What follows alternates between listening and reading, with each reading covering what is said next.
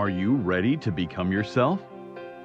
For years, dozens of people from all walks of life have turned to this one man, Leslie Tanner, desperate for the tools to reshape their life in our raised, godless world.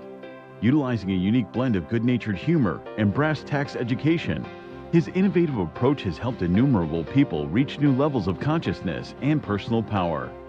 Leslie Tanner, a controversial but selfless and massively influential figure, defies categorization. Since he and his life-changing program rose to fame, the expert class has desperately attacked him as a clown, snake oil salesman, or predator, attempting to silence him precisely because he is so effective at helping others become happier and more powerful in their own lives.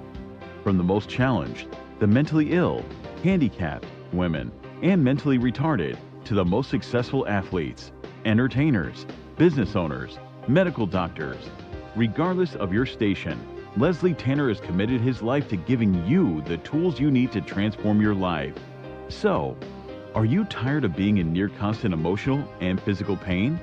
If you could snap your fingers and have $1 million, would you do it? Is there a you buried deep inside whose power and will yearn to be expressed? It's a whole life-changing program. If they get half of what I got out of this program, they're going to have a much happier life. It was fun. I really loved doing the program. I loved learning about myself. It was just amazing. So if you have an interest in transforming your life once and for all, come along. I have so much to show you. In a moment, you'll have the opportunity to call the number you'll see on the screen and speak to me, Leslie Tanner, directly.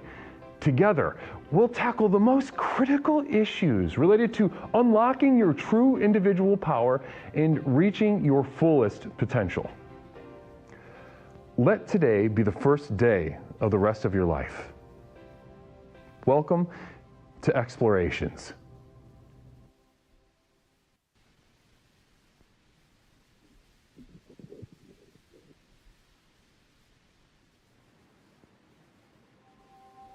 Since a very early age, I remember doctors, teachers, parental figures, aunts, uncles, anyone wielding any amount of authority, grooming me to accept a certain idea of health. Brush your teeth, wash your hands, make sure you get good exercise, good sleep, don't wear dirty clothes, don't stick that in your mouth. But ultimately, is this idea of health actually killing us? That and much more tonight on Explorations. Good evening, my explorers. How are we all doing out there? Namaste and welcome back to Explorations with Leslie Tanner, the world's most effective personal power program in the country and its landmark call-in show. Here to give you the tools and techniques by which to transform your life from the ground up. I'm talking every facet of your daily life, be that physical, mental, emotional, spiritual, financial, sexual, romantic. Ladies and gentlemen, any facet of your life that stands to be transformed can and will be transformed by the simple yet profound tools of this personal power program, Explorations with Leslie Tanner. I, of course, am Leslie Tanner, the host, creator, and founder of said program, and I love joining you every Tuesday, Thursday, and sometimes Saturdays to explore a topic such as the one you see below the screen, below the video player right now. And that theme tonight is your health killing you? Ladies and gentlemen, it is a question that it's a question I remember asking very, very early on in my training as a legally licensed therapist, which I am, a legally licensed therapist. And I remember getting started in the very first year of courses thinking, this idea of health, where did this come from? I hadn't quite wrapped my head entirely around the scope, the depth and breadth of the problem. But ladies and gentlemen, I remember at a very, very early age, just starting to chew on that a little bit. Where did this idea of health come from? How did this get established? How established is it? How thoroughly vetted is this? Because it better make a lot of sense if we're going to sit here and pretend like health is a universally maintained concept, ladies and gentlemen. And not only is it not, as we will soon find out tonight through our calls, not only is health, as it is conventionally referred to, conventionally held up to control the behavior of its clients, of its patients, of those that are in need of clarity, conceptually speaking, especially when it's coming from authority. Not only is health not even close to well thought out, but ladies and gentlemen, it is actively harming, hurting, and killing so many of you as we speak together. And ladies and gentlemen, not only that, but to put a cherry on top of the human poop sundae. To put a cherry on top of that sundae, ladies and gentlemen, not only is it harming, not only is it maiming, not only is it killing some people, but ladies and gentlemen, it is cutting you off from the program. It is cutting you off from the power of the next level. It is cutting you off from the act of truly becoming yourself and setting free the potential that we all feel coursing through our veins. And that's why we come here, right? That's why we come here. Something's not right. I need the tools. I need the techniques. I need Leslie to provide a little bit of that direction, a little bit. I need the program to give a little bit of a structure, or sometimes anti-structure, etc., point the way, the true north, the direction to travel in. A direction that we have learned to do without for far too long. Ladies and gentlemen, we're here tonight to ask the question, is your health killing you? Namaste. Before we get into that, how are we doing? How are we doing, chat? Here I am going off. Here I am going off. Chat at me, guys. How is everybody feeling in chat? I would imagine very, very good. I would imagine 7 out of 10. Dirty Smith, Friendly's latest call concoction. The Human Poop Sunday with a cherry on top. Namaste. The program kind of Onion Plug. That's funny. Onion Plug's making jokes early. I love that. If Onion Plug's feeling good towards the top of the stream, you know you're up for a doozy. You know that you've got that electricity that's coming from Onion Plug, and the only way that it can come from an Onion Plug, ladies and gentlemen, if you feel that percolating in the air, it's coming from the direction of Brother Onion Plug. With a little joke like that, the program kind of works. Damn it. I love that. That is so. We should make shirts, right? We should make shirts that say the program kind of works. Not right. Maybe that could be for teens. You hear it? Do you see the vision? The program kind of works. ... Not in like a crazy font. That could be for teens. That could be the center of our teen reach out. Namaste. Namaste, Onion Plug. Tremendous inspiration. Tremendous presence. Tremendous electricity coming from Brother Onion Plug tonight. Namaste to you. Jessica Bears, good to see you in chat. Blessings to Jessica Bear tonight. Good to see you. Good to see you, hon. Thanks so much for popping in. Really appreciate that. The program kind of works. Not. See, you see what I'm saying? The hottest ideas, the most effective ideas work for reasons you don't completely understand. It's just got a music to it, right? The melody. It's got that melody. It's got that toe tapping melody to it. Namaste. Yes. Yes. The nightmares never end, says Trans Rights. Namaste. You know, that's true. That's true. That's true. Coming from Trans Rights. Yeah, absolutely true. Where are you on trans rights, by the way?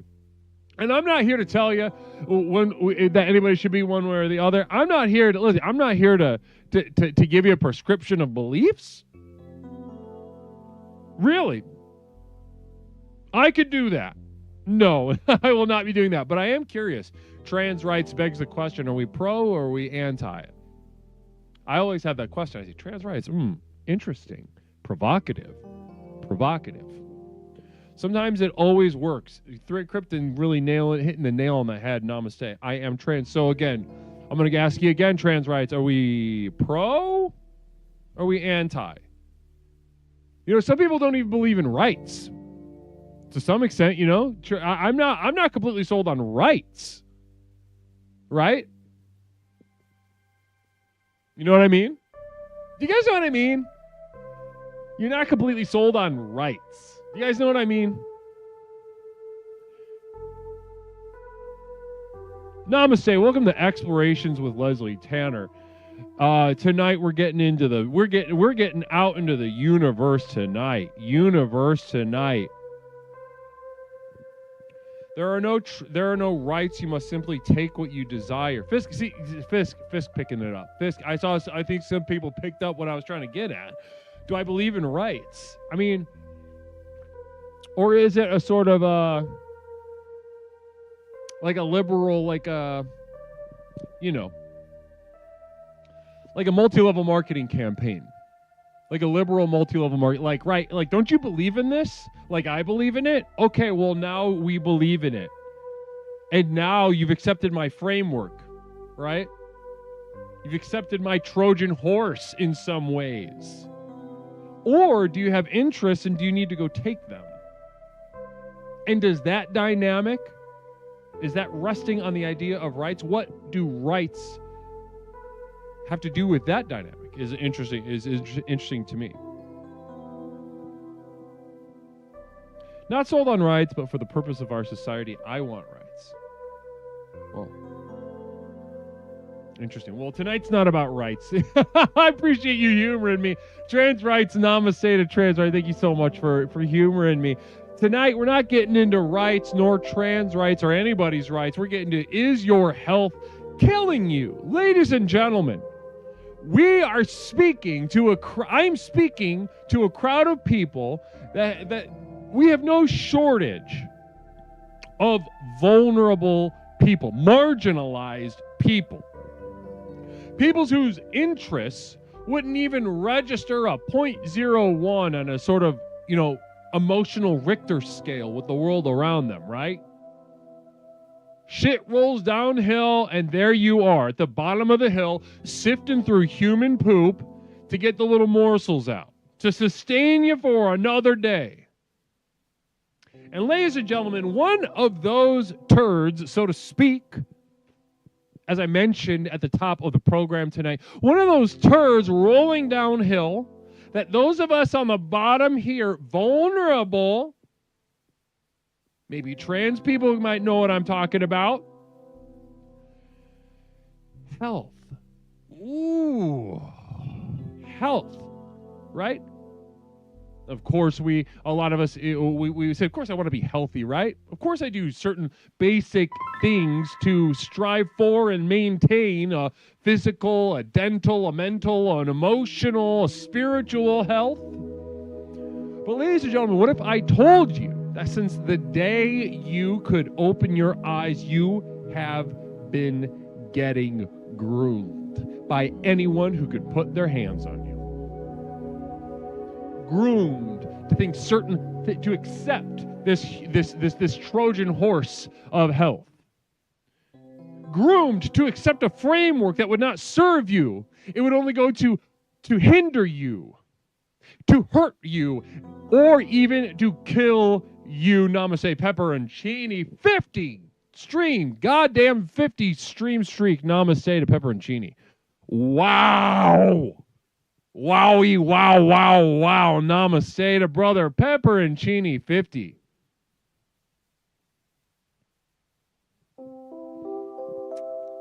But it's not just trans people failed by the idea of health, potentially speaking. I'm not going to speak for trans people. I'd love to. And maybe I will later on. But right now, I want to keep it as open. I want to keep it as universal. And I want everyone, regardless of race, creed, color, age, whatever type of gay you happen to be, I want you to see exactly where I'm coming from, exactly the tool I'm trying to give you, a framework by which to transform your life. This idea of health is hurting you. And we're going to get into a lot of examples tonight. Take the trans stuff. If you're familiar with trans stuff, they have the experience of being on some sort of Wild West in many ways, right? having to cobble together with some inherited ideas and sort of take them apart and sort of create this sort of Rube Goldberg machine within their minds and communities together, and put together an idea of health that changes. And again, it changes from person to person, group to group. That's what it's like on the vanguard, the Wild West. But it's not just trans people who live this reality. It is also, take a look at certainly some overlap here, but let's take a look at people with autism, right? Nindy New, free heed for Nindy New, please? No. Absolutely not. Namaste to Nindy New. No. And actually, I'll do you even one better. I'm gonna give you a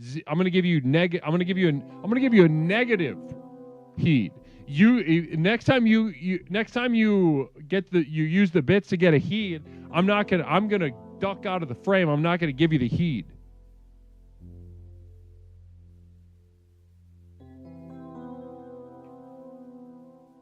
Now, let's take a look at the autism, right?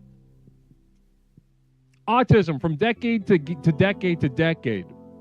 There's like it's kind of a fun thing. I'm a legally licensed therapist, so maybe some of you. So this is for Pepperoncini. Everybody else, look away.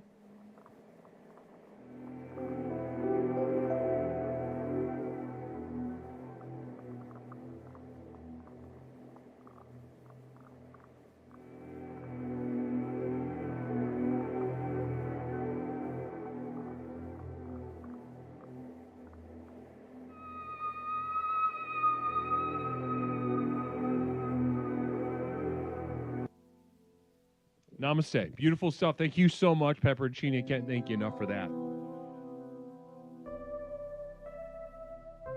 Now, here's the thing with autism, though, guys. This is a hilarious tragedy to watch from the perspective of a legally licensed therapist.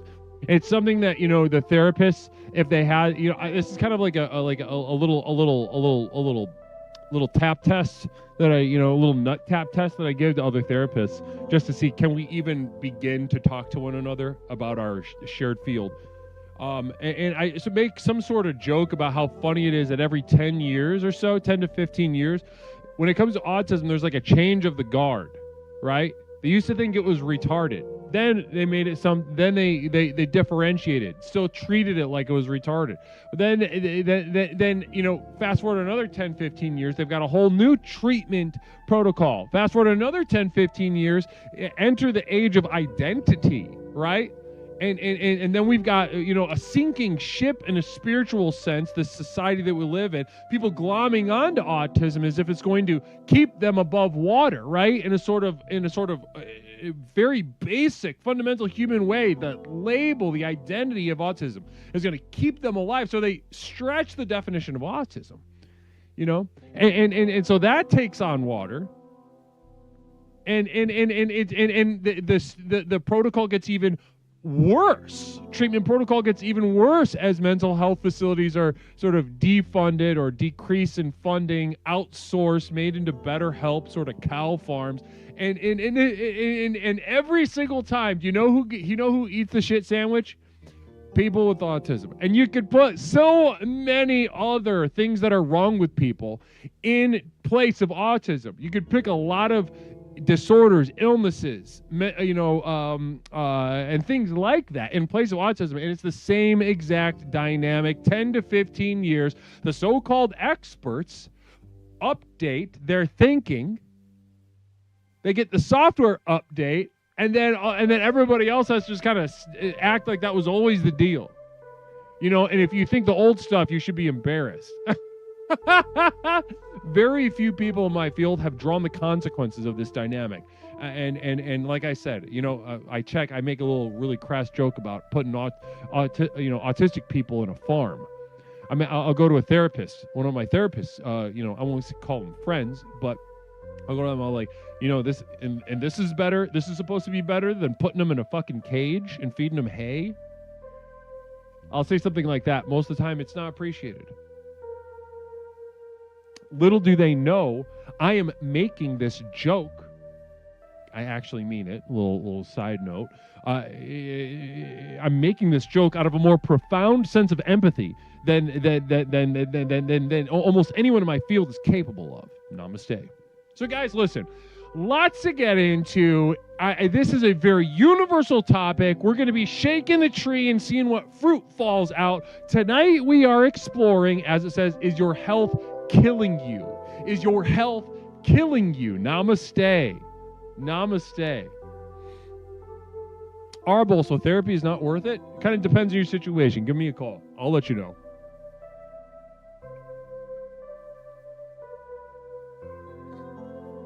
Namaste. You know what? Actually, give me 1 second. We got to do here. We're doing a quick couple announcements. As always, P.O. Box 47621, Chicago, Illinois 60647. Guys, send me a little something. What's up? Yeah. Send me a little something. Send me a little postcard, a letter, a package, etc., etc. Send me a little something, guys. I love getting mail from you. The mailbox is right there. Send me something. Also, I'm going to do this other announcement, and then we're going to get to some mail. Guys, if you're looking for the exclusive podcast, you're looking for the monthly postcard that I send out, if you're looking for the library of exclusive program materials by which to transform your life tonight, and you can get all of that simply for a couple dollars a month. What you're looking for, ladies and gentlemen, is my community of devoted light at patreon.com. My community of devoted light at patreon.com is my inner circle. I share my library. I share my innermost thoughts. I share my little humors. I share my little passions. I share the seedlings from which the program arises with this special group of people who understand the value of an investment like this. The community of devoted light at patreon.com. Now, there will be a couple more details about that later in the program, but for now, guys, give me one moment. I'm going to put a little screen up. I'm going to go we got some mail to open. Pretty exciting stuff. I just left it in the other room. Mail to open tonight. I will be right back in just a moment. Blessings and namaste.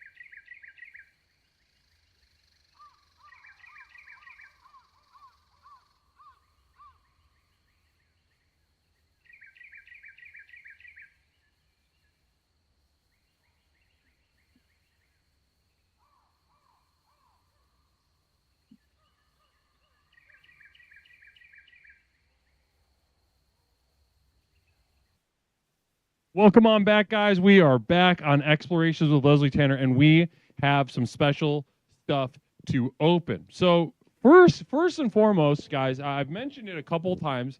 How are we in chat, though? I want to make sure, because I know I'm shot. I shot myself out of a cannon tonight. I'm really up to my neck in energy right now. So I just want to check in with you guys. I want to make sure I'm not leaving you all behind. I made you all cookies, but I decay where you live, so I ate them. Oh, namaste, Mother Nipplebottom. Thank you so much for popping in, hun. I cannot thank you enough for that. Blessings and namaste to Mother Nipplebottom tonight. And eating the cookies, blessings.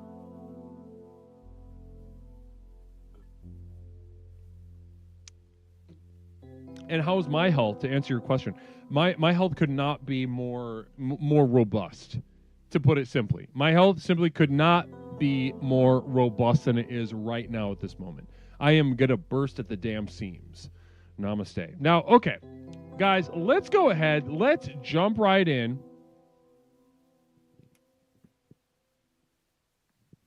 We've got some mail to open. So first and foremost, let's open this thing. I've mentioned it a couple times, and I always forget it in the other room, so I never have it with me to open when I intend to. So tonight, we're going to open first We're going to open this nice little letter.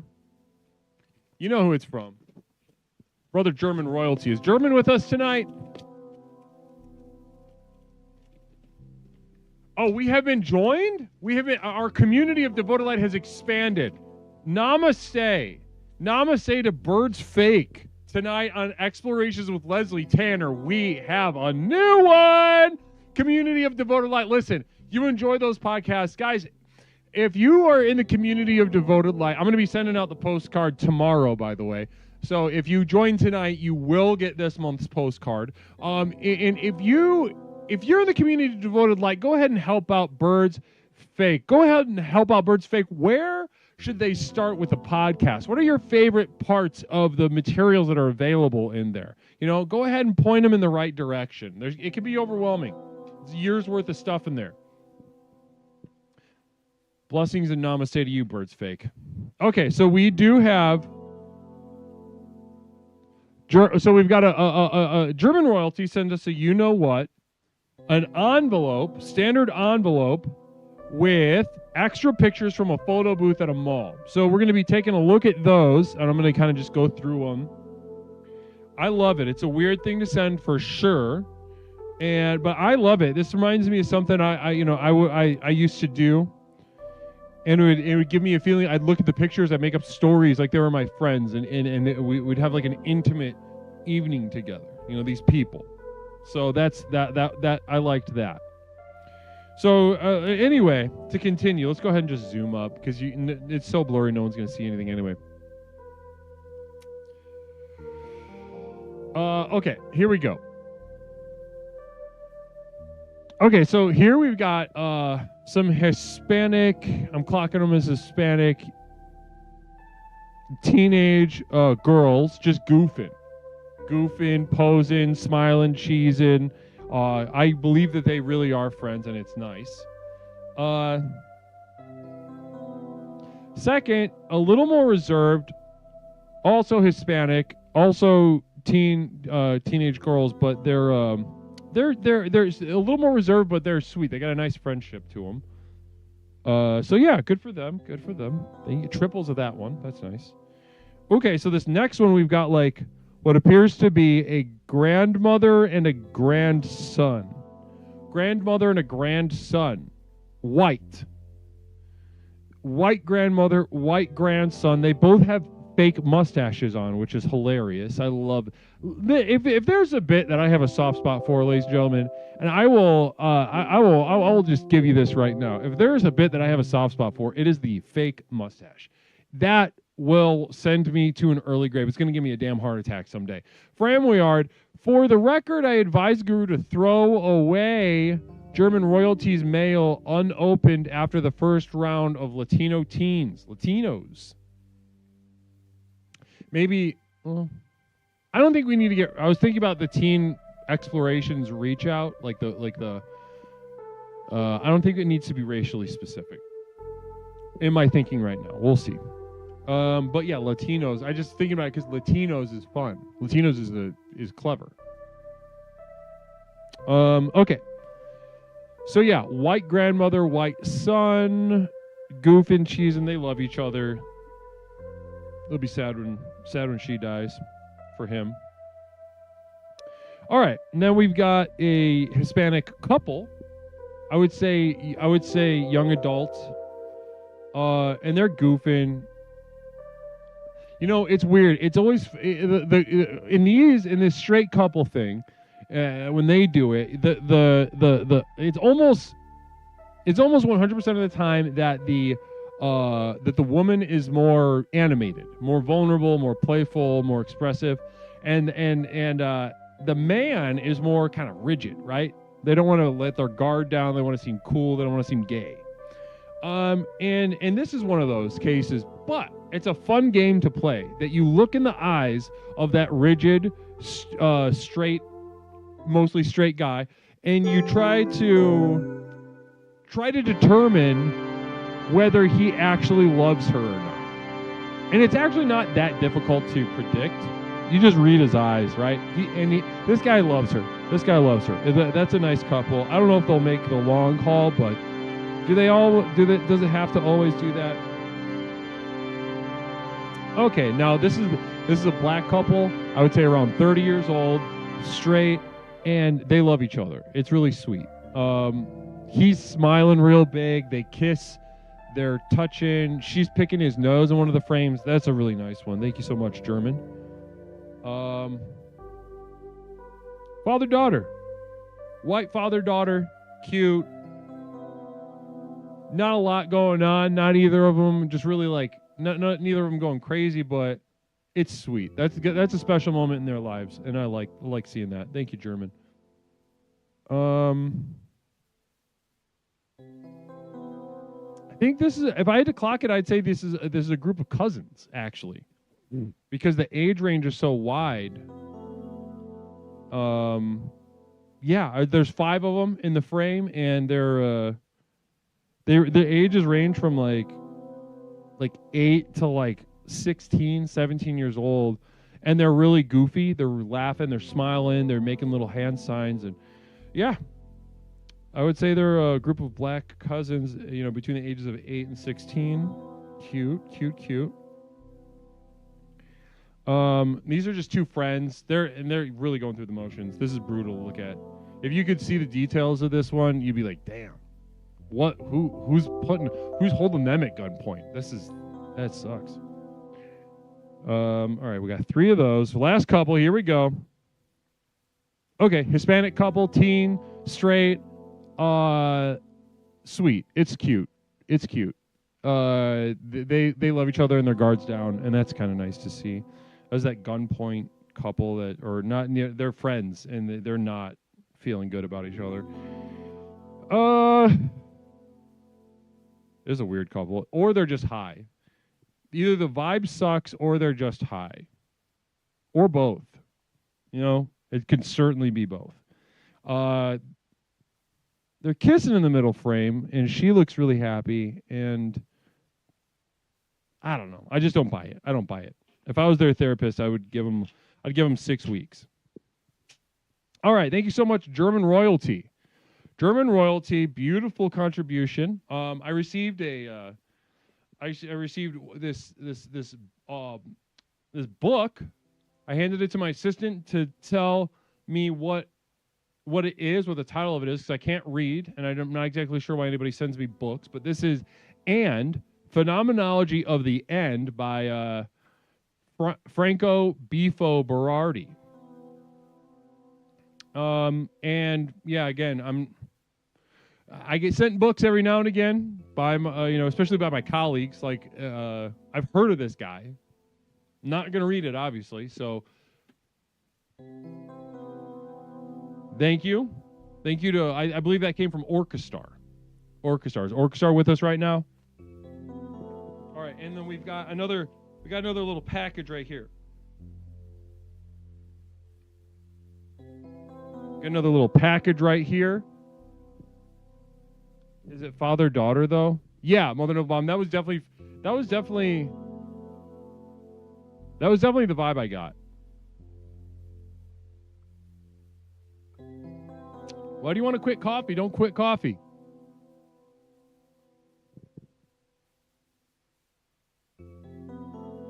No, I would say 6 weeks to 6 weeks in the relationship. I just don't feel great about it. All right, so I was told. So we've got another one from moderator, producer, Sister of Devoted Light, Orchestar. Another little package. Exciting stuff. And let's go ahead and open it up.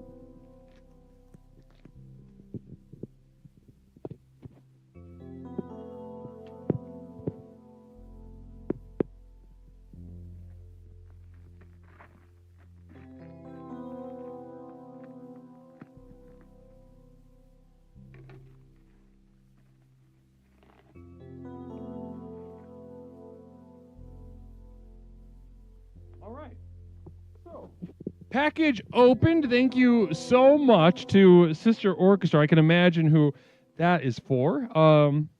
So we've got two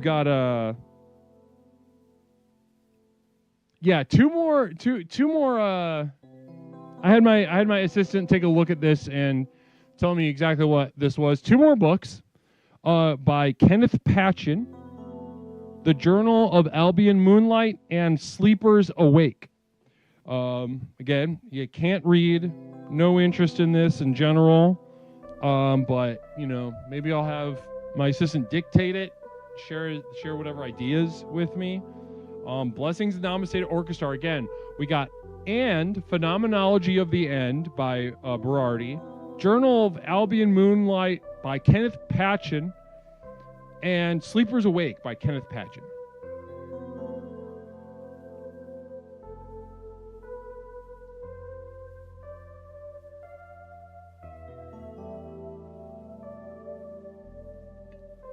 Thank you so much, Sister Orchestra. And then we've got a what appears to be a little blind box.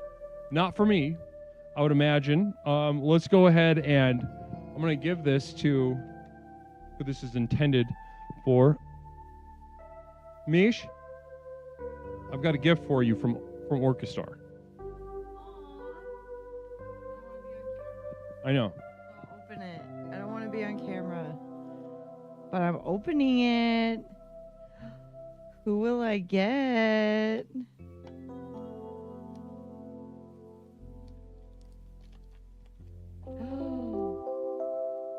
Oh, I got a little kitty. Pepperoncini says, the lyrics of the rapper Common are like a novel to me. Look at it. It's a little... It's like a little... What is he? It's a little ice cream. It's a little kitty cup of ice cream. It's strawberry. That's so cute. I love it. Give it back. All right. Thank you. Yep. He's gonna keep me company while I game. Okay, good luck. And then I was told, we also have got a note. I'm going to mention the note.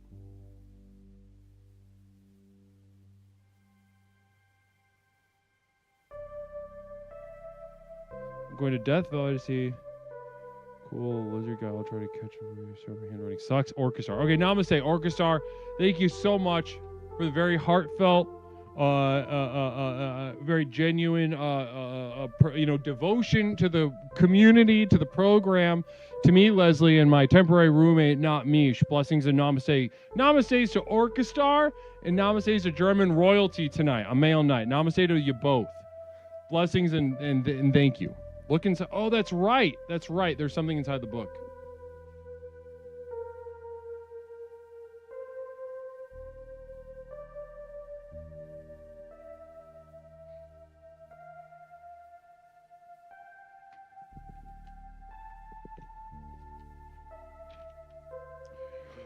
All right. So again, I had my assistant take a look at this earlier and just let me know what this interesting little artifact is. You probably, I'm not gonna put the name because it's like somebody's official. It's like it's a very specific official document. Record number, blah blah blah. Test date, July 25th, 2012. To whom it may concern, patient's name redacted. Was recently tested with the OraQuick Advance Rapid HIV-1 HIV-2 antibody test. The result of that test was, drumroll, non-reactive. There was no evidence of an antibody to HIV-1, HIV-2. Negative result may not represent the bearer's HIV status, blah, blah, blah, blah, blah. So this should get framed. I just kind of like that. That's fun. And you know what, weirdly enough, the excitement that I feel about having somebody's HIV test record is the same pleasure that I get from having weird pictures of strangers. It's just a fun document, right? Fun human document. Namaste. All right, so that's our mail night. Namaste again to Orchestra. Thank you for the reminder, Orchestra. Orchestra and also not Mish got the thing. Orchestra and German royalty. Namaste to you both. All right, guys, let's get down to brass tacks. What the hell? Let's get down to brass tacks. So tonight, ladies and gentlemen, we are exploring Is your health killing you? Is your health killing you?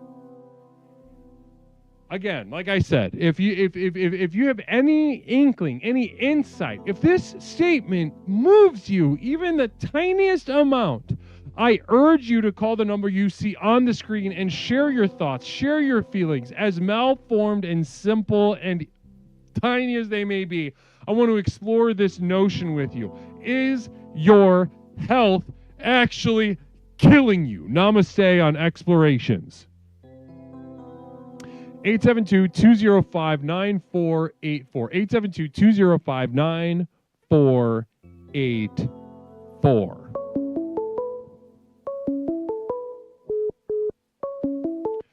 Caller, welcome to Explorations with Leslie Tanner. My name is Leslie. What's up, I can call you tonight?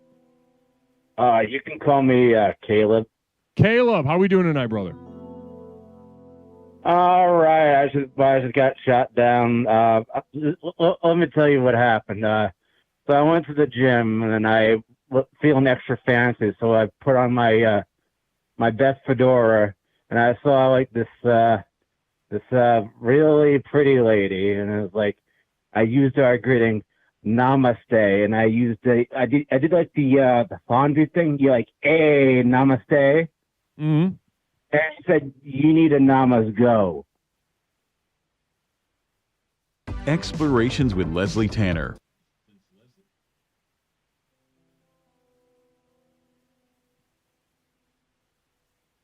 Cool. All right, let's get down to work. Now, the fun story. Appreciate you starting with a personal anecdote. Certainly setting the tone for our call and all of our calls tonight. Thank you so much, it's Caleb. from the gym. Yeah, like you work out to be healthy, but I got really hurt today from the gym. Because you said namaste to and she hurt me emotionally, and that really hurt my mental health. Right. Yeah, exactly. The gym is killing me. Interesting. See, now this is one thing that isn't taken into account. Is like that with the conventional ideas of health, a certain risk is implicit in these things, as you very brutally found out tonight, Caleb. About what? I didn't hear. You very brutally found out tonight that there's risk involved in this idea of so-called health, that you can participate in this, and actually it could set you back. Yeah, it's a place of health, and like it really negatively affected my mental health. It made me feel like I'm like not desirable. You know, she looked at my shirt. It was like it had. I picked a shirt that had at least the amount of like Cheetos dust on it. We've got a communal vision from Mother Nipplebottom. Can't wait to get this perspective. Thanks so much, Mother. Mother says, if you worked for UPS, you wouldn't need the gym. Right, because she'll do the bend and snap, and she'll break my nose, right, and feel bad for me, and then we get together, you know. I don't know about that. That doesn't listen. It's not that that's wrong. It's just that you sound like you have a brain damage. Maybe. Like that's just that was from a movie. That's not like I don't think that's like a standard behavior. I think that's a scene from a movie. Well, no, I don't think that was a movie. I think that was like a documentary. Nope, that was a film. It was a fictional film. Are you sure? Yep. All right, I'll take your word for it.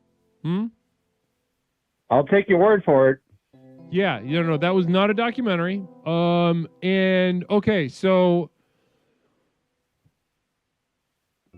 all right. Well, good call. Namaste. I appreciate you getting us started tonight on the right foot. You know, I think you should take care of yourself at the gym and really take stock of how vulnerable you're allowing yourself to be at such a dangerous place. Okay? All right. Have a good one. See ya. Namaste. No, okay, that didn't connect. That. Good luck, Caleb. That did not land. I know that. Caller, welcome to Explorations with Leslie Tanner. My name is Leslie. What's up, Mike? I can call you tonight. Yo, Leslie, it's Avery. Avery, good to hear from you, brother. It's nice. Mother Nipplebottom, if you eat too healthy, then when you have to eat fast food, you will die of the shits. Any response to that, Avery? I'd say I'd agree with that. There's something about like building some amount of suppressants, like immunity to toxins, building up those white blood cells and that stomach biosphere.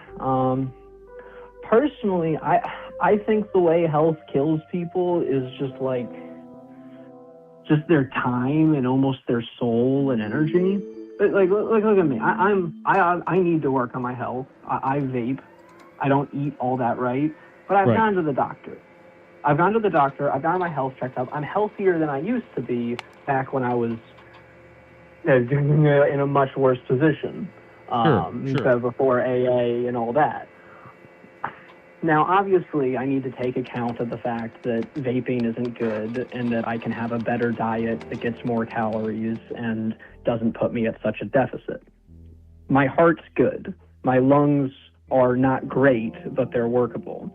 If I dedicate myself to building like this fucking holy temple that's the most perfect thing ever, I'm going to need to spend basically the equivalent to a full-time job doing it for what I already know is pretty good and would take maybe less than a part-time job to make better. Okay. Can you use a couple details for me? Like, what's wrong with you, and what are you trying to fix?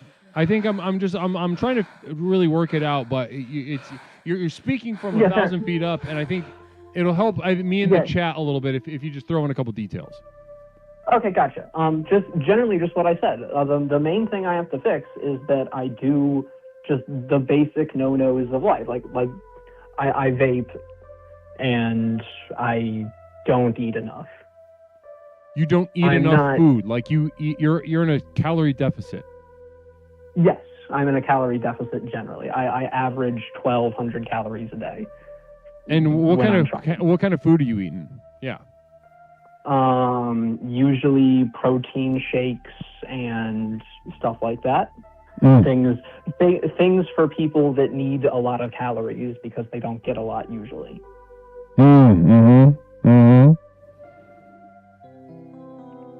Like somebody who's like coming out of anorexia or something.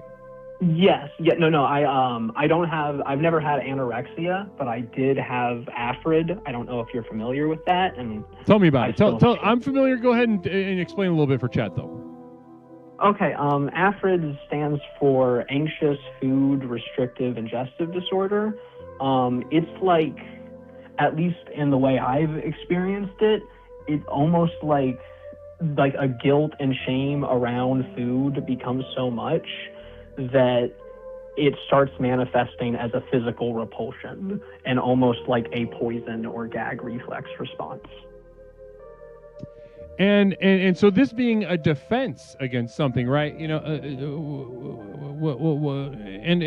one of the more adept and vigilant defenses, right? Wouldn't you say that? Yeah, exactly. And it started because, I'll be honest, I graduated high school obese. Right. So you were fat when you got out of high school. You felt like shit about it, I'll bet too. Yes, I did. So you were fat. You hated it. You hated being fat. I would imagine you probably did. You get teased growing up? Oh yeah, you know it. You know it. Fat people get teased growing up. Of course, yes. And so this turned into a defense against. You know, you started looking at food like it was your enemy. Yeah. And this, ladies and gentlemen, we need to keep in mind, right? We need to keep in mind how do we define health in this situation, right? We look at somebody who's been on a journey like Avery right now, going from super fat, feeling like shit about it, to being miserable in a different way, maybe quote unquote unhealthy in a different way. Would you consider yourself right now, Avery? You be honest with me. Fuck the therapist, fuck the doctors. Do you consider yourself healthier right now than you did when you graduated high school? Infinitely, yes. Especially since, when I graduated high school, I had no control over my gluttony. Right now, I have AFRID. I have control over it. I know what it is, and I'm working on it. That's way healthier. Right. And would you consider this? This is one thing about eating disorders that gets a bad rap, and I really hate it as a therapist. You know, a lot of therapists will be like, they get a little, their nipples get hard, or like, oh, I got the diagnosis. I figured out what it is. I'm so smart. I'm so good. It's an eating disorder. Let's treat the eating disorder. Here we go. Little do they know, they are about to do more damage in curing someone, treating someone's eating disorder, than they possibly could if they were blind, deaf, and dumb and just moaning at a fucking blank wall in a room that no one checks on. Now, this, you know, you could go as far as to say, you know, who knows, but, you know, that this eating disorder saved your life. And I would never take this from you. I'd never take your eating disorder from you. I love this. I love that you have it, and I'm glad that you found a solution at a very dire time. Yeah. And I'll be honest, the eating disorders like probably saved my life, because I graduated high school and took a dangerous job with bad people involved with low-level organized crime, and I needed to fucking be charismatic and manipulative and smart. And part of that is being skinny. Right. People like, you know, well, that's different, right? Being charming and charismatic when you're skinny is a different game than when you're a fat guy. Yeah. Well, I mean, when you're a fat guy, being charming and charismatic is all you can strive for. So, I mean, you better have that. Yeah, you better have that damn tool in your tool belt. Yeah, you better have it. You better work at it all the time. And you know how, like, you hear about fat people that they lose all that muscle, they lose all that weight, and then there's a bunch of muscle under it because they're so fat that they're working out all the time by moving. Right, especially their legs, their calves. You see those fat guy calves that are just like rhinoceros legs? They're wild. Yeah, I was not that fat. I was obese, but barely obese. But I have that same thing going on with the charisma, where I have that fat guy charisma muscle in a skinny body. Oh, yeah. I'll bet that's very useful. Yeah. See, I love that. So, ladies and gentlemen, we have this malnourished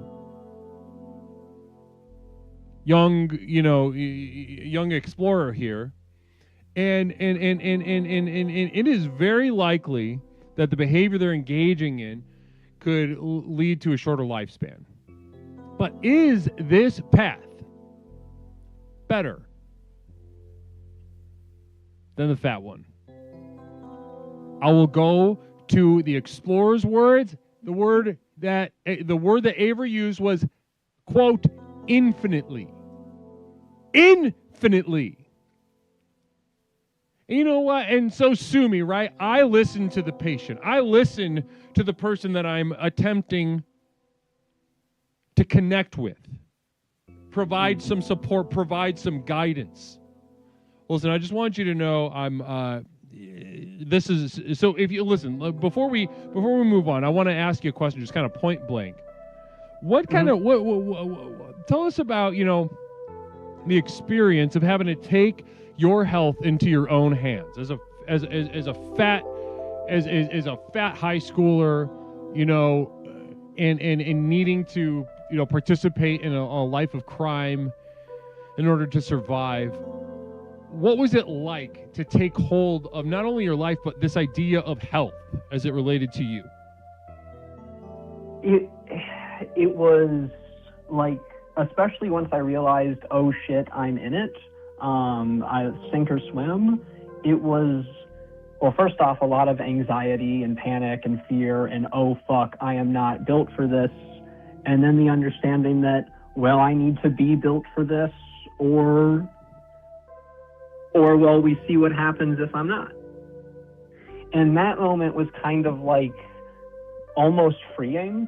Like, okay, I have the panic, I have the fear, I have the will. Those are all the ingredients I have, and maybe all the ones I need. So fuck it, we ball. Spent 18 years hearing about stories about people changing themselves and redeeming themselves and overcoming great struggles. I'm 18, I'm an adult now, let's fucking do it, see if I win. And would you consider yourself winning in any way right now? I'm alive. I'm improving. I'm engaged. I have a house. Yeah, I'm winning. All right. Well, let's pick up there next time. Let's pick up there next time. But listen, you got to start it. That first caller, I'm pretty sure had, you know, was like there was a gas leak or something in their home, and I'll be honest, they did not get us started off on the right foot. You, Avery, on the other hand, have gotten us down to brass tacks. Namaste to you. Thank you for your contribution tonight. You're very welcome, Leslie. Have a great day. Namaste, Avery. 872-205-9484. 872-205-9484.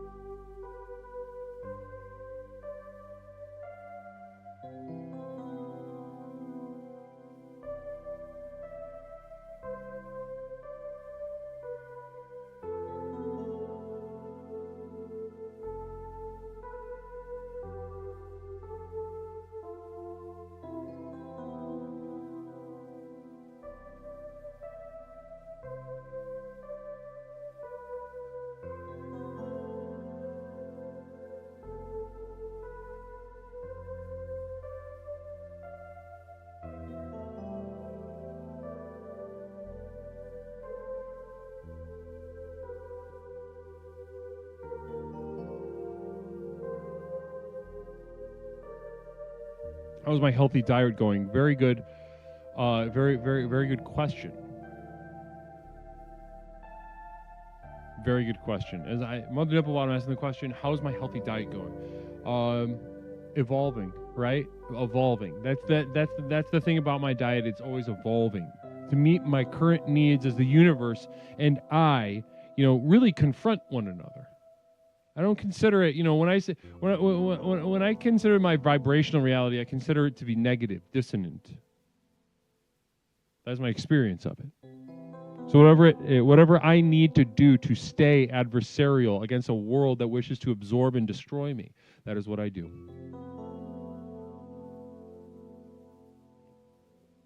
It's going great, to answer your question. Mentally clear, skin to right now. Well, right now I've reintroduced some foods that I was abstaining from earlier. I was doing without,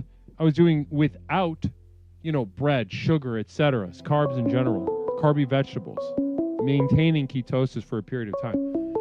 But tonight I actually had some rice. Last night I had some pizza.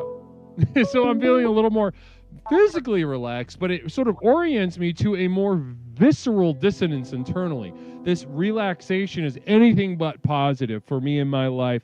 A little bit increased haze, but the resentment builds. So it's sort of turning on one burner while the other burner turns down a little bit. Namaste.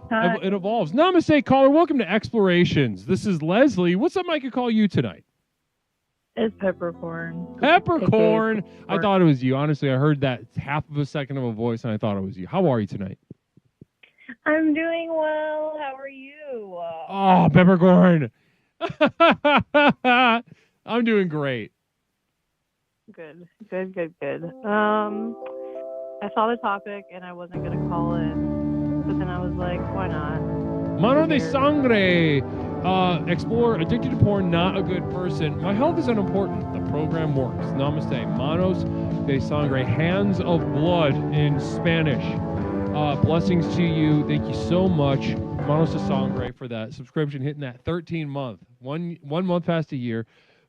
Namaste to you. And taking your health in your hands, writing it off. Love that agency. Love that power. Let's talk more about it. Peppercorn, you weren't going to call in. Why not? Tell me why you didn't want to call in at first. Because I didn't really want to talk about my health, but it is kind of the hot button topic right now. Because if you remember from the subathon, if the chat remembers from the subathon, I called in a couple times to talk about a family member that's in the hospital currently, so it's got me thinking about it a little bit more. Peppercorn Patty, we've got a communal vision from Framwayard that says, Peppercorn, Poopercorn Patty, ha ha, hee hee. Hey, Fram. All right, continue. Your health? So it's got you thinking more seriously about health. Oh, actually, we've got a Jazz Express. So we're going to be exploring this what seems like honestly a pretty, we're off to a genuine start with you, but we are going to be, I'm going to be responding with some jazz while you continue this tale. Okay. Go ahead. So yeah, I don't give a shit. I'll talk about what's going on over the Jazz Express. This family member had a stroke, and they're not doing great, but when I was visiting them, more recently, I was taking frequent breaks to leave the visiting area to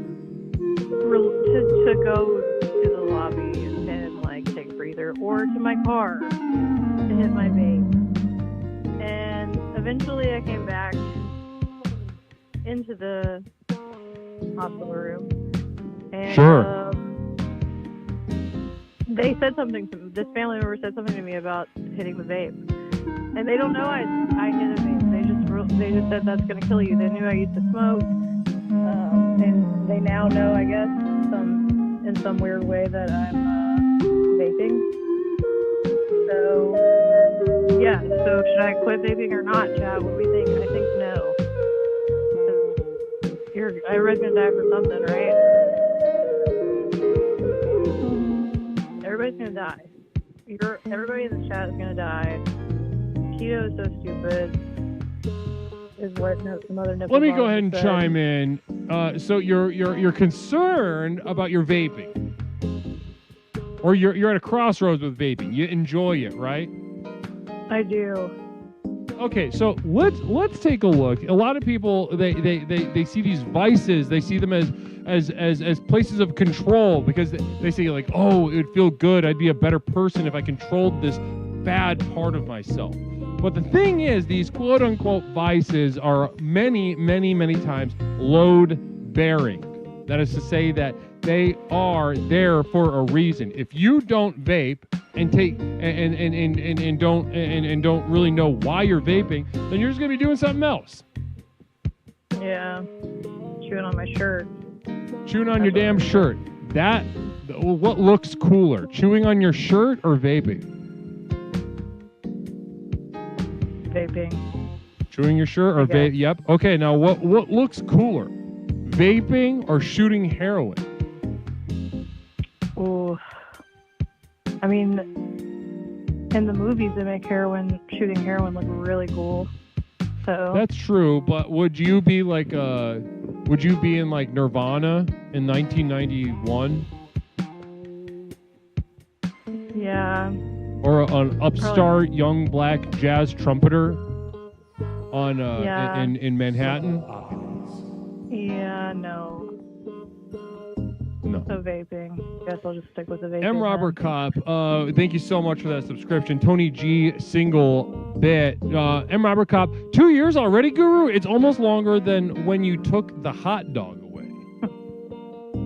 Somebody, can we time out M. Robert Kopp? Appreciate the contribution, but listen, I've had too many talks with M. Robert Kopp about the hot dog. I'm dead serious. Can a moderator please time out M. Robert Kopp? Thank you in advance. Okay, so now I would, and to go one step further, right? Mm-hmm. These people that are telling you not to vape, right? They're getting it in your head. Mm-hmm. You know, something rocks the boat. Somebody has a stroke. Somebody has a heart attack. Everybody's like, uh-oh, clamp down. Clamp down on that butthole, right? Mm-hmm. But I would go as far as Absolutely. to say that instinct, Peppercorn Patty, is antithetical to our work here at the program. To just clamp down and think that you're doing something good, let's look at the clamp down. Let's judge whether this clamp down is worth it, but let's also look at the cost of undoing the clamp down, unclamping. Right? Are you about to be honest with yourself and be honest with me right now, because I'll be able to tell. Are you going to look Okay. at why you're even vaping in the first place if you stop vaping? No. Perfect. Absolutely. And that is your strength. You understand where certain things are coming from on some level and know that to psychoanalyze them, to quote unquote improve yourself, is to cut your penis right off. Mm-hmm. When they want to take your vape away, they want to take your penis away, Peppercorn. Okay. Tits? Can we say take my tits away? Well, never mind. Nope. Forget it. Nope. You Take can't. my tits. You can't penetrate a vaginal canal with a breast. It's very difficult. So it's not as good of an analogy. Okay. Not even if you have like robot nipples or something? Like in Or- Austin Powers? Yeah, exactly. Listen, I'm gonna. If you do have that, like if there's a new kind of trans that has that, maybe in like 20, 30 years, then we could. Then let's review. But right now, as it stands, I am gonna say that they want your penis. You went into the hospital. You went into the penis cutting off factory, and lo and behold, they want to take your penis. How does that feel? I don't want them to take my penis. I don't want that. I've heard you say so many times how proud you are of your long, hard cock in chat. Yeah, that's true. What does that Peppercorn Patty think about handing in her penis? Yeah, no. Communal vision from Mother Nipplebottom. Ever just look someone in the eye and tell they are an asshole? So good for your mental health to just be honest. Namaste. Yeah. What's this in your voice, Peppercorn? What's going on? I don't know. Because I do want to quit, but I know, the program, everything that you're telling me aligns with the program, and I need to follow the program if I'm going to be the best explorer I can be. And I don't want to cut my penis off, but I also don't want to get lung cancer. But, I'm going to ruminate on the conversation, and, we'll circle back. Well, yeah, I'd love to circle back with you. And this reminds me of something else that I'm dealing with in my personal life, right? I there's this thing that happens every once in a while that beckons my attention. I feel called to think about it and address it, and maybe address it in a different way than I have historically. But when I think of the normal reasons that someone would do that, I want to shave my skin off. I want to cut my hands off. I want to blow up a bank. I want to pull a car into a daycare center. I want to do something extreme. And so I think this zone is so spiritually fruitful. I prefer it almost to any other state. That's why I'm often in ketosis. Now, with your situation, I think you're right in that zone. You are in one of the most productive zones you can be in, Peppercorn. Okay. You got Okay, people good. chewing your ear off, and you see the insight, and you could see a possible direction forward. But the things that the place that they're coming from is also repulsive to you. I can tell a little bit. Yeah, I don't like I don't like people to nag at me. Yeah, exactly right. Nagging. Speak more on that. Yeah. Why does it feel like nagging? Because when I was openly smoking in front of my family, they were like, "You need to quit that shit. You stink. Your car stinks. Your clothes stink. You stink." And I'm tired. I was tired of hearing that. So I thought if I transitioned to the vape, I wouldn't stink so bad all the damn time. And so, and now I'm doing this, and I can't make anybody happy. Do you understand? Right, exactly. Almost as if it's impossible to make them happy, right? They want to control you. They don't want Peppercorn Patty. They want a vector of control to make themselves feel better.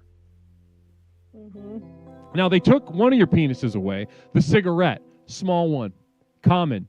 You got a supercharged one. It's a little bit bigger, a little bit more effective, a little bit more, adaptable. You can vape inside in some places. Are you going to let them take your bigger penis away? No. No, I will not. I will not let them take my bigger penis away. Wow. And for Women's Month. And on Women's Month. And on Women's exactly. Month. Wow. Wow. Amazing. Amazing. You heard it here first, folks. On Women's Month, they're not going to take my penis away. Okay? It's hard. I can't imagine more potentially uniting phrase for women, regardless of ideology or religion or race. A phrase that could unite women than what you just said. I'm gonna push this on people. I'm gonna start pushing this on other women. Please. I would love. And let us know how it goes. But also, listen, Peppercorn, keep me abreast of this situation. I want to know how this whole thing goes. Because I'm not saying that the answer is not to vape or to vape. I'm saying right now your vape is your penis. I think that's beautiful. I think that's important, and I think you don't let them cut it off. Exactly. I understand. And I understand now. I can see it clearer now. Yeah. I do want to, before I leave, I want to speak to Logan the Brogan really quickly. Sure, go ahead. He says I can't stop. He says I can't stop sneezing. Record your sneeze and put it in the sneeze zone so we can have it for the sneeze zone contest. Okay, sorry. All right, bye. Namaste. So listen, I'm gonna go ahead and repeat that. Logan, record your sneeze and put it into the sneeze zone on the What's Up Cats Up Discord server. They do a really nice. They do a really great job running this event. They do a sneeze tournament. They take these recorded sneezes and they compete them against each other, one against one. I was fucked in that tournament, and I had it stolen from me. I had it taken from me. I was in the finals of that. I should have won. Perhaps somebody familiar with the event can speak to that. I had it taken from me very unfairly. Namaste. Yeah, just get the voice note thing ready,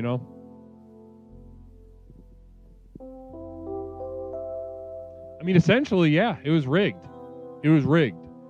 The integrity of the entire event collapsed when Toaster did a little bit of a finagling at the end, in open air for everyone to see. He played favorites. It wasn't about sneeze quality anymore. It was a ruse. The ruse showed itself in the final moments.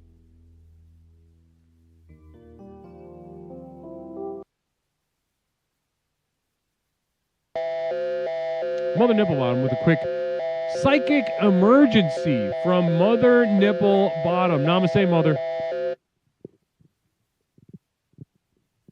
This is the Psychic Emergency National Alert System, also known as PNAS. We've interrupted this broadcast in cooperation with Explorer Mother Nipple Bottom to issue a psychic emergency. If you take all the women away, the men would lose their minds. If you take all the men away, women would just shrug. If you eat the last piece without asking, you will go to hell, whatever gender bits you have. Cheer 400. Repeat. If you take all the women away, the men would lose their minds.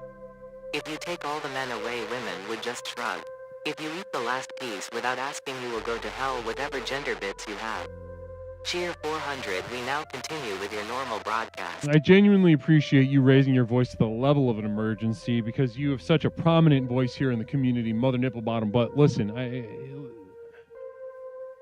you're too insightful in too many areas to be carrying that idea around in your head, Mother Nipple Bottom.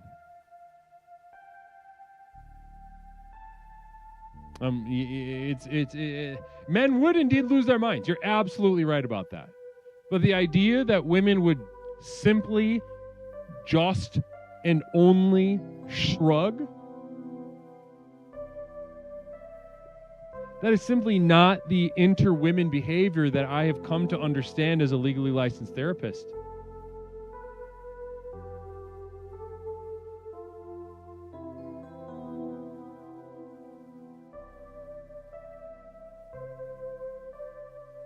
Wasn't it you that said, Mother Nipplebottom, that nobody would finish anything, like the buildings wouldn't get finished or something? There was only...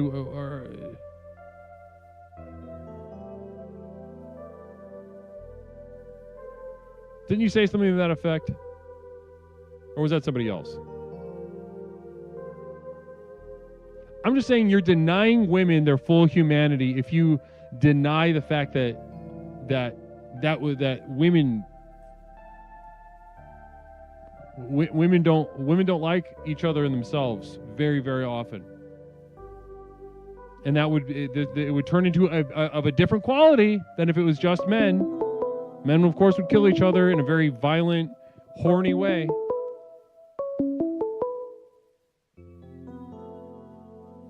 I never said any such thing. Yes, you did. Okay, that's a confirmation. Caller, welcome to Explorations with Leslie Tanner. My name's Leslie. What's up I can call you tonight? You can call me Juniper. Juniper, welcome to the program. How you doing tonight, Juniper? Is this your first time calling? I actually called a few times last year. Oh, okay. Okay, so it's just been a little bit. Yeah. Yeah, life's been kind of crazy. You know. Namaste. Namaste. Juniper, welcome back to the program then. It's nice to hear from you. How are you tonight? Thank you. To be honest, I don't even know anymore. Don't even know. What and yeah. Keep going. That sounds like an interesting place to be. And negative. It sounds bad. Oh yeah, definitely bad. Yeah. It's like, just you think you're going to be like, you tell yourself that you're going to be fine, and you almost start to believe the lie, but then as soon as you start to believe the lie, like you kind of wind up having a reality check. Actually, one of the reasons I wanted to call is, funnily enough, like I've been trying to like be more active lately, right, and like take care of my health. At the advice of because like you said, that's what the so-called experts will tell you to do, right? Sure. Oh yeah, they can't stop. They can't stop talking about that kind of stuff. And right, and I kind of had this like. So as I've been doing this, right, I've been like exercising on my own. I've been like going for walks and things, and like I had a really horrifying thought the other day. It like. We had started getting some warm days after some extreme cold and a lot of intense snow. Sure. And I felt really physically good and I just felt like so much like vitality in myself that it gave me a terrifying thought of like, oh my God, like I'm here, in this miserable world, right? And like all that any of us should want to do is get out, but here I am. I've deepened my connection to it. I have 3 grandparents who live to be over 90 years old. Like, and I'm worried that like that's what I'm in for. Just like they say that you should take care of your health. But like, then that keeps you here in this hellish existence, and that's exactly. Yeah.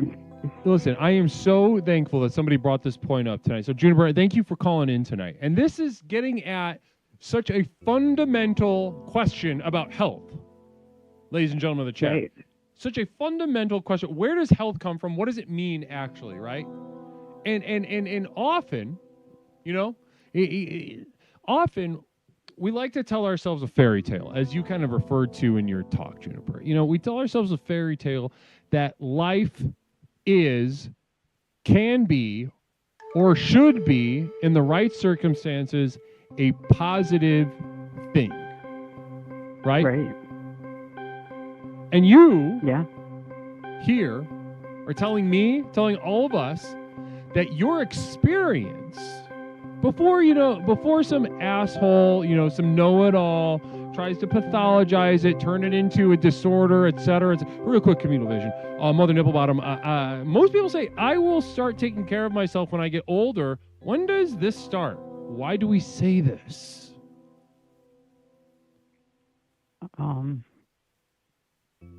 I don't know. I mean, It doesn't sound like you say it. No, I actually, I have gone through periods of time where I've let my health go somewhat, but because I've been so programmed, you know, by the, as you refer to them, as these jackals have programmed me to then not let it get past a certain point. And so, like, once I start noticing that, like, I'm letting my health go, then it's like autopilot takes over, and then I'm just, before you know it, like I'm exercising, I'm like watching what I eat, I stay hydrated, and all it does is just, you know, it just keeps me here, like, and it's this insane fixation that, like, I can't seem to unlearn. And this is what, listen, and I would tell me if you've had this experience, because what I'm hearing from you is that, you know, you're having problems incorporating this idea of health when it's given to you from people who believe that life, existence, consciousness, etc., is a positive thing, right? And right. Yeah. And so you're here with an experience that's not. And you're saying, but correct. Okay, but what about me, right? What about, does health, what would health even look like in the context of my experience? Or is there something wrong with me? Do I need to do the right thing? Do I need to do enough push-ups to think that things are good? I can do enough push-ups, right. I can eat enough kale, eat enough flaxseed or something, and end up in Oprah's book club or whatever the fuck their idea of health is. Right. But then... And it's just a lie. What do you do with it? What do you do with it? What does anyone in this chat with even close to a similar experience do with that idea of health? And the thing is, right, and tell me if this experience is familiar to you, right? You sort of maybe even softly, shyly, suggestively approach the topic that your experience isn't positive with one of these people telling you about health, and their mind short circuits, right? They don't know what to do on a fundamental level, that the idea of an existence might not be positive, and that somebody might say that and not make it like a problem they internalize about themselves, right? That, like, there's something wrong and deficient about me, degenerate about me, no, I need to turn it into depression, I need to turn it into anxiety, I need to turn it into eating disorder, I need to turn it, et cetera, et cetera, et cetera. They don't know what to do with the very simple idea that maybe your life isn't good and health makes no sense.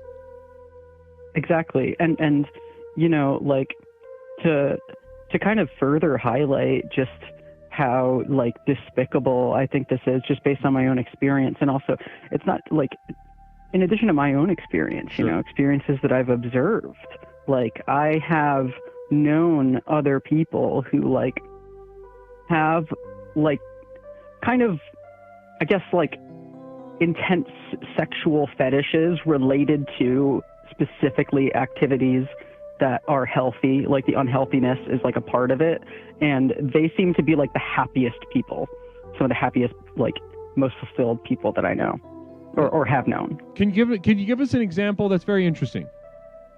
I mean, like, I've known, like, some people really like fetishize, like, smoking cigarettes, you know, and enjoy the aspect of it that is destructive to the body. Other people, you know, it's like about trying to gain, like, an enormous amount of weight. There's, like, all kinds of things. There's even, like, you know, there's more extreme examples where, like, I mean, you think about, like, what happened to David Carradine, where, like, you know, you're depriving yourself of, like, oxygen, right? You know, to literally to come like a fat hard roper. Right, exactly, and you know, that like, you know, people like to dunk on him, and I think that's like sad, because, like, I really enjoy his performance in Kill Bill and the Kill Bill movies, but, like, you know, I mean, that man died doing what he loves. And like, how can you even like argue with that? How can you argue with the transcendent experience of like, I mean, I know in the program you talk a lot about like, we are the universe enduring itself. Mm-hmm. He created a situation for his own sexual pleasure that the universe could no longer endure. I mean, like, how powerful is that? Like, wow. Juniper, listen, you're winning big points with me. I love it when somebody references one of the quotes that I have, and that you took that and built upon it, extrapolated even more insight from it. I can't tell you how much that means to me. Juniper. Thank you, Kurt. You know, this is what amazes me about this program, ladies and gentlemen. It's what amazes me about this program is that, you know, we meet, we talk. I try my best to give these insights. Largely, everyone in the chat just says like a bunch of random retarded stuff that doesn't make any sense. I have no idea whether it's actually landing. But then I hear from someone like Juniper. Hear from someone like Juniper who has not only, you know, found a resonance, internalized certain things, but actually built upon it, extrapolated even more, squeezing more juice from the nothing handed to us by the universe. The relationship of the universe enduring us. Wow. I know it's been like a while since I've called, but I've been really trying to like digest, you know. Oh yeah, like listen, really I'm like take in like as much as I can, like, and wait for like a moment where like it feels like I have more that I can offer to like the program. Right. Listen, I remember back when I used to read, it would just take me so long to read. That was part of the reason I failed out of school is that, you know, it would take me, I would be in these philosophy or clinical psychology classes, they'd be burning through the text and I'd be expected to keep up. But, you know, the mediocrity factory just pushes you through. And I'm sitting here trying to chew on everything. And it took me a long time too, is what I'm trying to say. So I really relate to what you just said. I appreciate that. Yeah. Now that's comforting to know.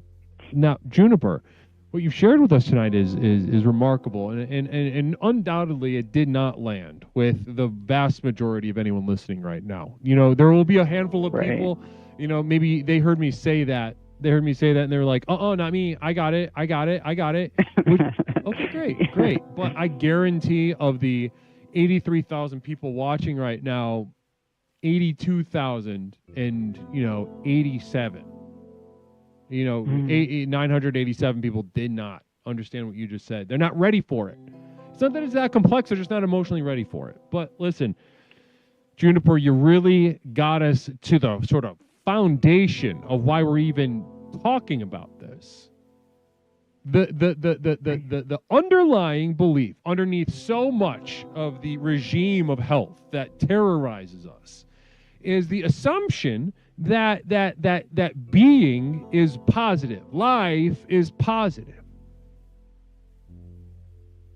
that it is defined by a set of circumstances that can be controlled, and that if they are controlled appropriately, that they can deliver us to a positive experience, situation, etc., etc. What a joke! And this is the mind of a child, you know, fearful. They need our help. They need the ideas that we talk about in this program, exploration. They need it so desperately. You know, if we could go as far as to talk about, you know, I saw somebody bringing up the MAID program in Canada. You know, if it wasn't for this damn Twitch TOS, I would say I would have cut right to the chase. We'd be talking about the MAID program in Canada, pros, cons, but Twitch won't even let us do it. So listen, I want you to say I genuinely appreciate what you contributed tonight, Juniper. Thank you, Guru, and you know, to the people who are just not willing to absorb the real meat of the program, you know, if they feel like, you know, on some level they're not ready, you know, what I would say is like, it doesn't matter whether or not you're ready, like, it's happening. Like it's gonna happen whether you're ready or not.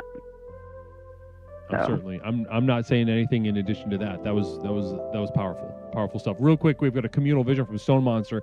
Squeeze the juice of your body like the universe squeezes us, from Stone Monster 400. Before you go, any response to that sentiment? You want me to repeat it? And I think, no, I got it. Squeeze the juice out of your body. Yeah, I mean, like, I think that there are a number of things you can take away from that, right? Like, just trying to pull all that you can out of the body. And I mean, like, you know, there's the juices, like, obviously there's the literal sexual juices. And that's one element of it. But also, like, I mean, it makes me think of, like, Clive Barker, who wrote, like, Hellraiser and stuff, like, and just how he was obsessed with limit experiences, right? Where it was just, like, the most intense possible experience that you can have, good or bad. Mm-hmm. Like, that, like, he felt that that's what you should be seeking. Like, you know, that, and that's kind of like with the Pinhead and the others in the movie, that's kind of like their whole deal.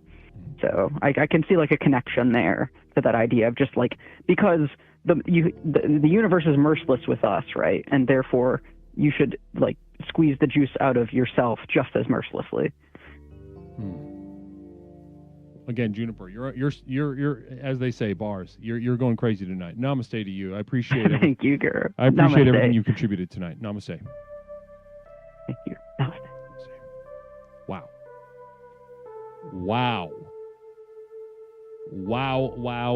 Ladies and gentlemen, if you are looking for somebody more dialed in to exactly what's going on here at Explorations, look no further than that last call with Juniper. Namaste. You can't call me Al. Good to see you, Al. Been a minute. I gave blood yesterday. I feel less alive today. You are.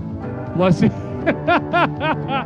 Namaste to call me Al. Thank you for sharing that with us. Thank you so much for sharing that with me. I can't thank you enough. And a train has started. You know what train? A Jazz Express. Namaste. I wish this would stop.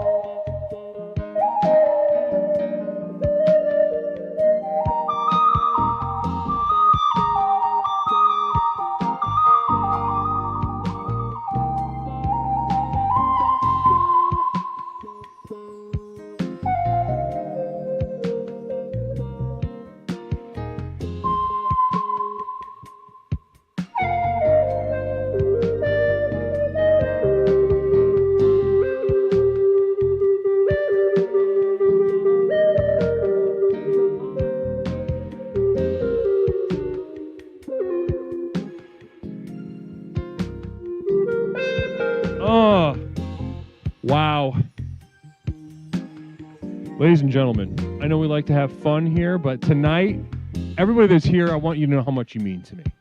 Everyone in chat right now, I'm dead serious right now. Doofus Dusseldorf, M. Robert Kopp, Alex, Claude, Frack, Christopher Miller at YouTube.com, Logan, Mother Nipplebottom, Tony G. Mother Nipplebottom's got a crazy little energy about her tonight. She feels rascally tonight. But I want you to know, even if you're being a little rascal tonight, I want you to know how much you mean to me. Tonight, we are putting in some goddamn work. We are clocking in. You know, sometimes we have a lot of fun here on Exploration. Sometimes we let that ponytail down, put the top down on the Sebring, and feel the hair just kind of whip around our head as the wind does with us what it will. But tonight, we are clocked in. Tonight, we are getting down to brass tacks. We're getting down to what this program is all about. We ain't playing around.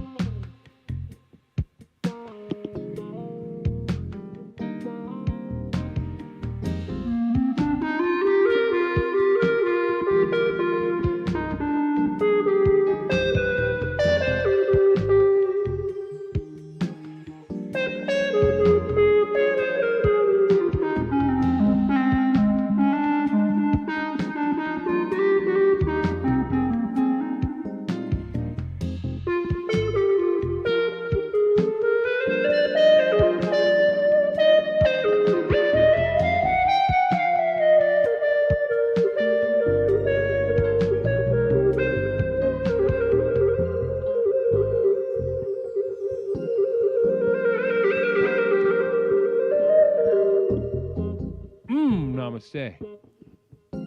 Woo, girl, we're in a golden. What the hell is a golden Kappa train? Does anybody actually know what that means? A golden Kappa train. Level 1, 58 seconds left. What the fuck is that?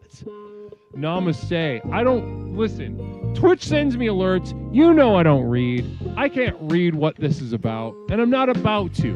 But hopefully, if one of you type in chat, it'll go through my dictation software and spell out what the hell it is. You get a golden Kappa emote for 24 hours. Oh, that's so cool.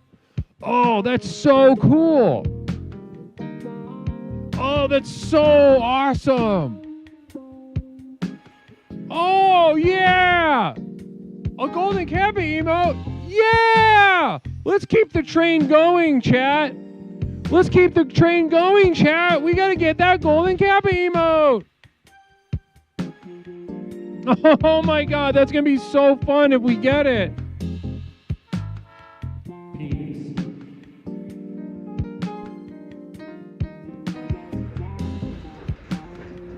Oh, yay, thank you so much. Thanks so much, team. I love our community. It's so supportive. I love that we get the golden cat. Oh, that's going to be so fun for us. All of us binding us together, community support. Oh!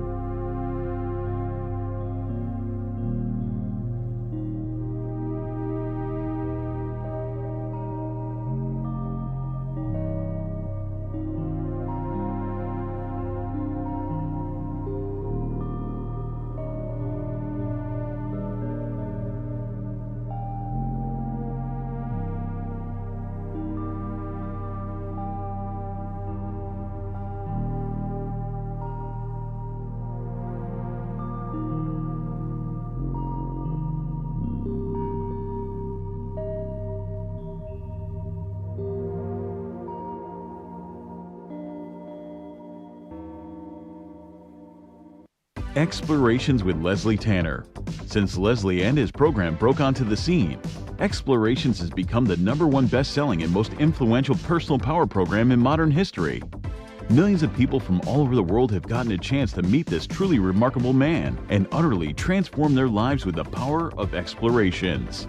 I listened to this introductory tape and I knew then and there, this is what I needed. I felt just so much better knowing there are a bunch of people out there suffering like me. I'm not kidding you. I think after the first tape, I knew, okay, I'm gonna be fine. I got such relief from the very beginning of starting the program. Now that you've gotten a taste of what this program is capable of, it's time to show you how to take your life to the next level.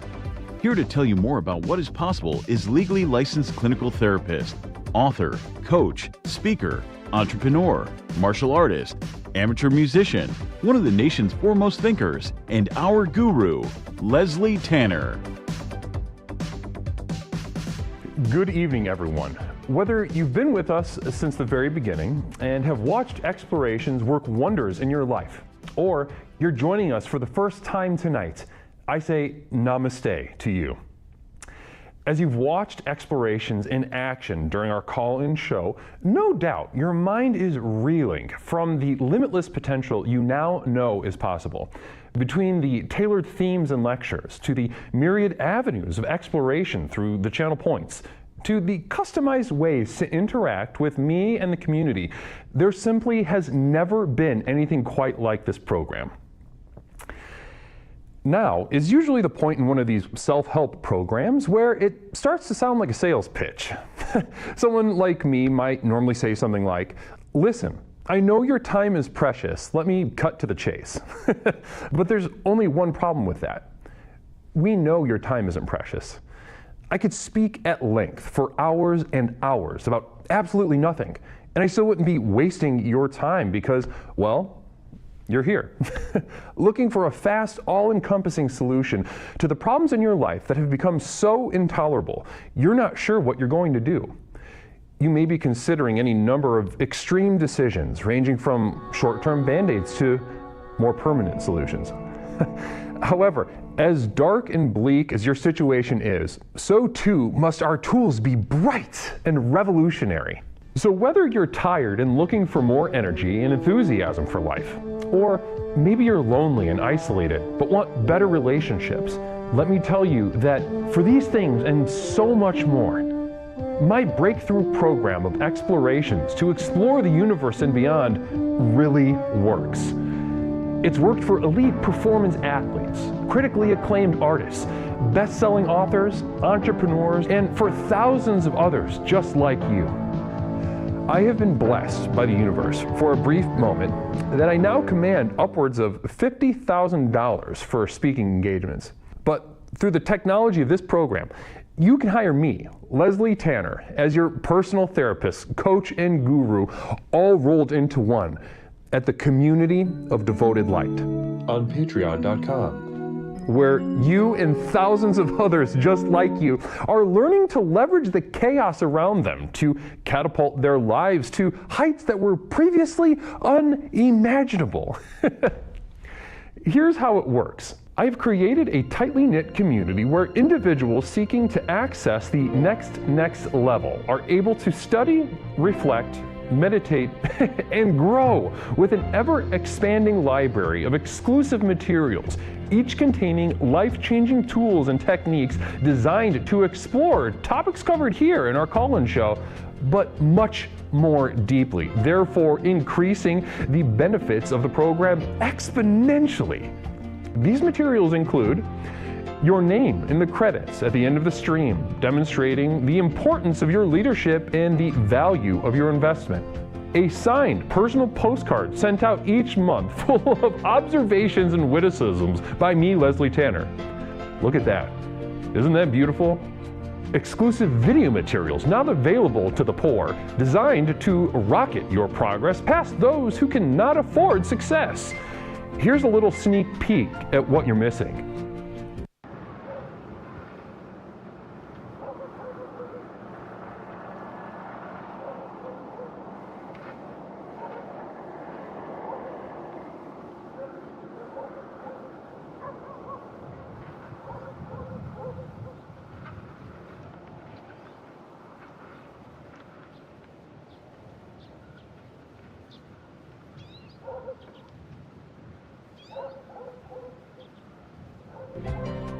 Downloads of all specially crafted music used in our productions here and elsewhere that have accompanied your journey thus far.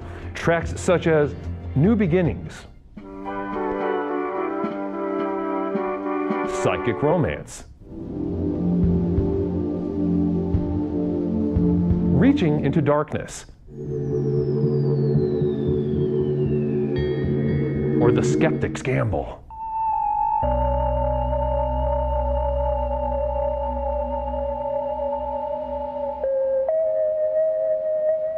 Exclusive archival prints such as these, channeled and honed by myself, Leslie Tanner, upon which you can guide your own meditations at home.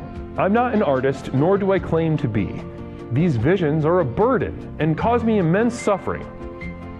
But I do it for you.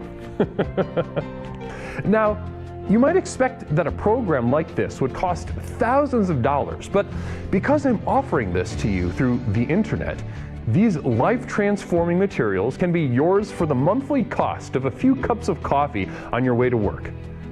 With access to these materials, regardless of your level of investment, you will also be receiving a complimentary download of our landmark track, The Sojourn Begins, as a thank you. So does this sound good to you? Well, what are you waiting for?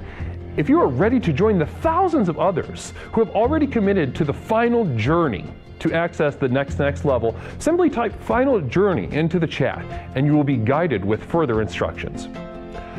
One thing I can promise you is that however massive your problems are, however abject and humiliating your life has become, I have created something so simple yet so profound in this program, you'll be absolutely flabbergasted by the results.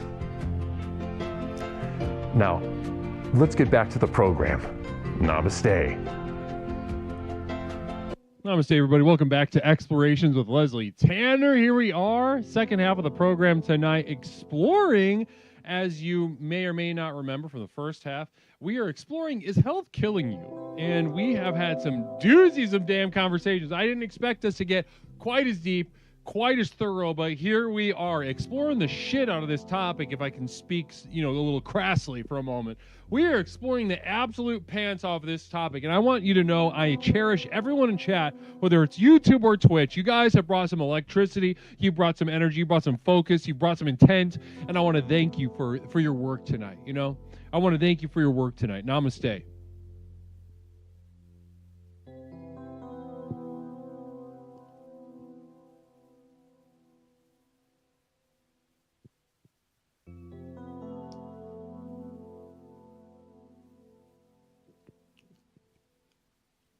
Ladies and gentlemen, here we are. I got a couple of these. I'm eating some pistachios right now. Namaste. How are we? How we doing? Second half, right?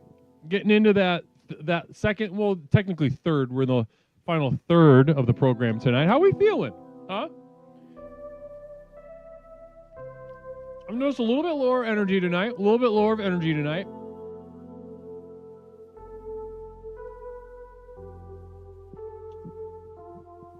Grimy, how we doing, Grimy?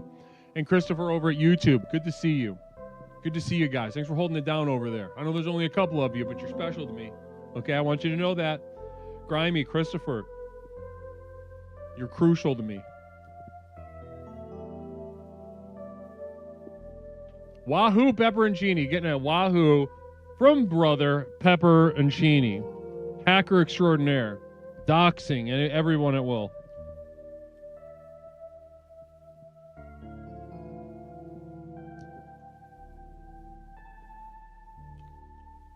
VJ Pcat is with us. I did see you pop up during the break. VJ Pcat, how we doing tonight, hon?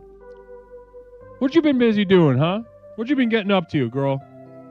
What's VJ Pcat? VJ Pcat's a very talented video artist.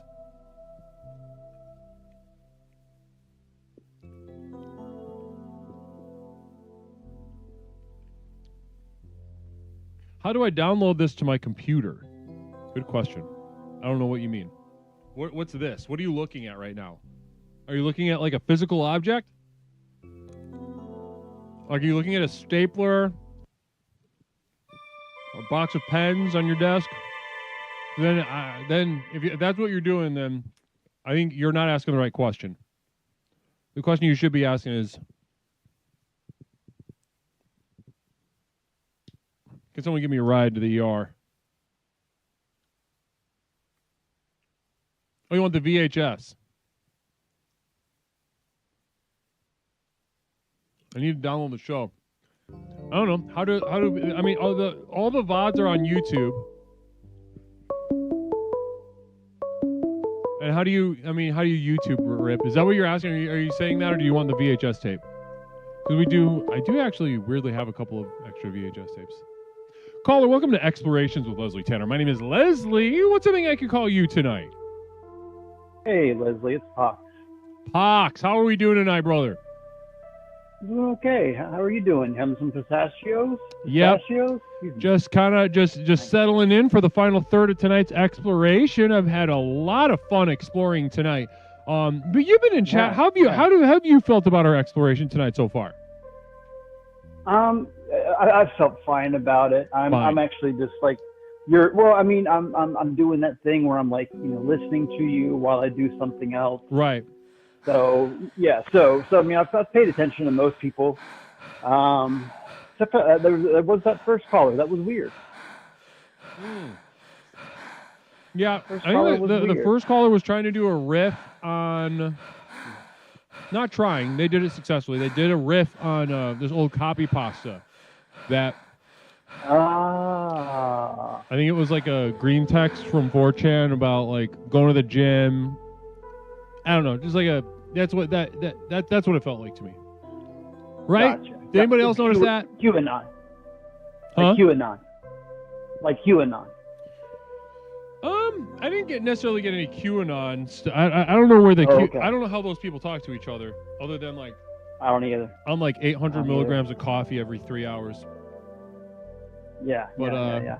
Hey, program- hey, can I ask you real quick? If we can go back, I tried to call in the other day, but I couldn't get in. The question was about, do you have any theories?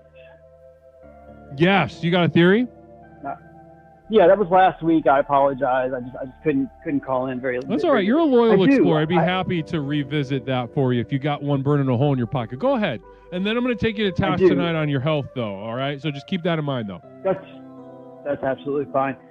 You actually brought part of it back up tonight, which made me go, hey, it's a sign. I must have to call in about this.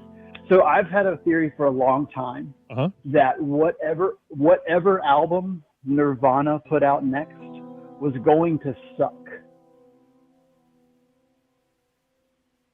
And you had this theory like when? everybody. Oh, like back in the day, like back in the 90s. Whenever before the old, Right. before the deed. But no, I've always just felt like like really truly name the bands out there that had 3 great back-to-back albums and are still heralded today as like great acts. There aren't many of them. And I don't think that Kurt Cobain had a third one in him. I think he had kind of done what he needed to do. He had kind of written what he needed to write, and the next thing we were going to get was going to be it was going to be very commercial or very, very bad. And so I've always just felt that way. But then, then you go through the sliding the sliding doors of that? And then you're like, well, hey, had they stuck around and put out another album, would we have Foo Fighters? Would Dave Grohl had gone on and been like, hey, this band sucks now. I'm going to go on and do my own thing. Or, would we still have Nirvana today? And would we still, like, if Nirvana was still around today, would we care? Because I really, like, for me, I really feel like all Nirvana did was give us, like Blink 182, maybe even like, I don't know, what were those guys? Give it to me, baby. That band. Right. I don't know. Again, this was on theory night, so you got to, go back a little bit, but I just never thought that Nirvana was going to be like a continuation of like a great band. And I also feel truly that something to sell. That Pearl Jam had a more impactful it was more impactful than Nirvana was, because I think Nirvana was just like I think like Beavis and Butthead said, making teenagers sad is like shooting fish in the barrel. That's all Nirvana was doing. I don't know. What do you think? Well, I think that's an interesting theory. Got me thinking about that cultural current that ran through that time. Yeah. No, I think that's possible. I think it's possible. Whether it was commercial or not, whether it would have been commercial or not, I don't know. Just because he was so fucked up. Probably not commercial. It probably just would have been really bad. Like, we just would have looked at it like, okay, you just decided to be like bad Tom Waits. Like that's where I feel like he would have gone, something like that. I mean, and where would they be today if they were still around? Yeah. I mean, would they be in the Rock and Roll Hall of Fame, like hanging out? No, I think they would have. They'd probably post annoying stories on Instagram. Oh yeah. Honestly, they'd probably just be like, Do you guys even know about the problems of the world? Like everybody, yeah. Just because they're like old and they don't know how to like not be corny and annoying. Exactly. I I tell you exactly what would have happened by now. Trump would have definitely used one of their songs at one of his rallies, and Kurt Cobain would have had a message about don't use our songs and da da da da da. We We're don't not going to stand make with America this. great again. Yeah. Laser Shark, namaste. Yeah, no, there would have been a like. Yeah. I think it would have been. I don't think it would have been as corny as some other things, but I think ultimately they would have been corny. I think they would have like said or done something. There probably would have been annoying during COVID. Oh yeah, and then what we really would have are like Chris Novoselic solo. Like we'd really be like into him and Pat Smear doing shows together, something like that. I don't know. Listen, I think it's a very interesting theory, and I'm so glad that you held on to it, Pox. Yeah, me too. I'm so glad that you held on to it, not only for tonight, but over the past like 35 years. Yeah. Like that's a pretty durable much. that's a durable son of a bitch you got there, and thank you for sharing that with us tonight. Yeah. No problem. Now I like to. Okay, interesting. Brizzle likes to saying they'd be like 2026 Green Day. What do you think about that? Yeah, exactly. That's what would have happened. We would have at least seen a Nirvana performance. Like they wouldn't have headlined the Super Bowl, but they would have come out with like Bruno Mars. Yeah. Like I'm talking about talking about like national division and this is we've got an orange president. This is not normal.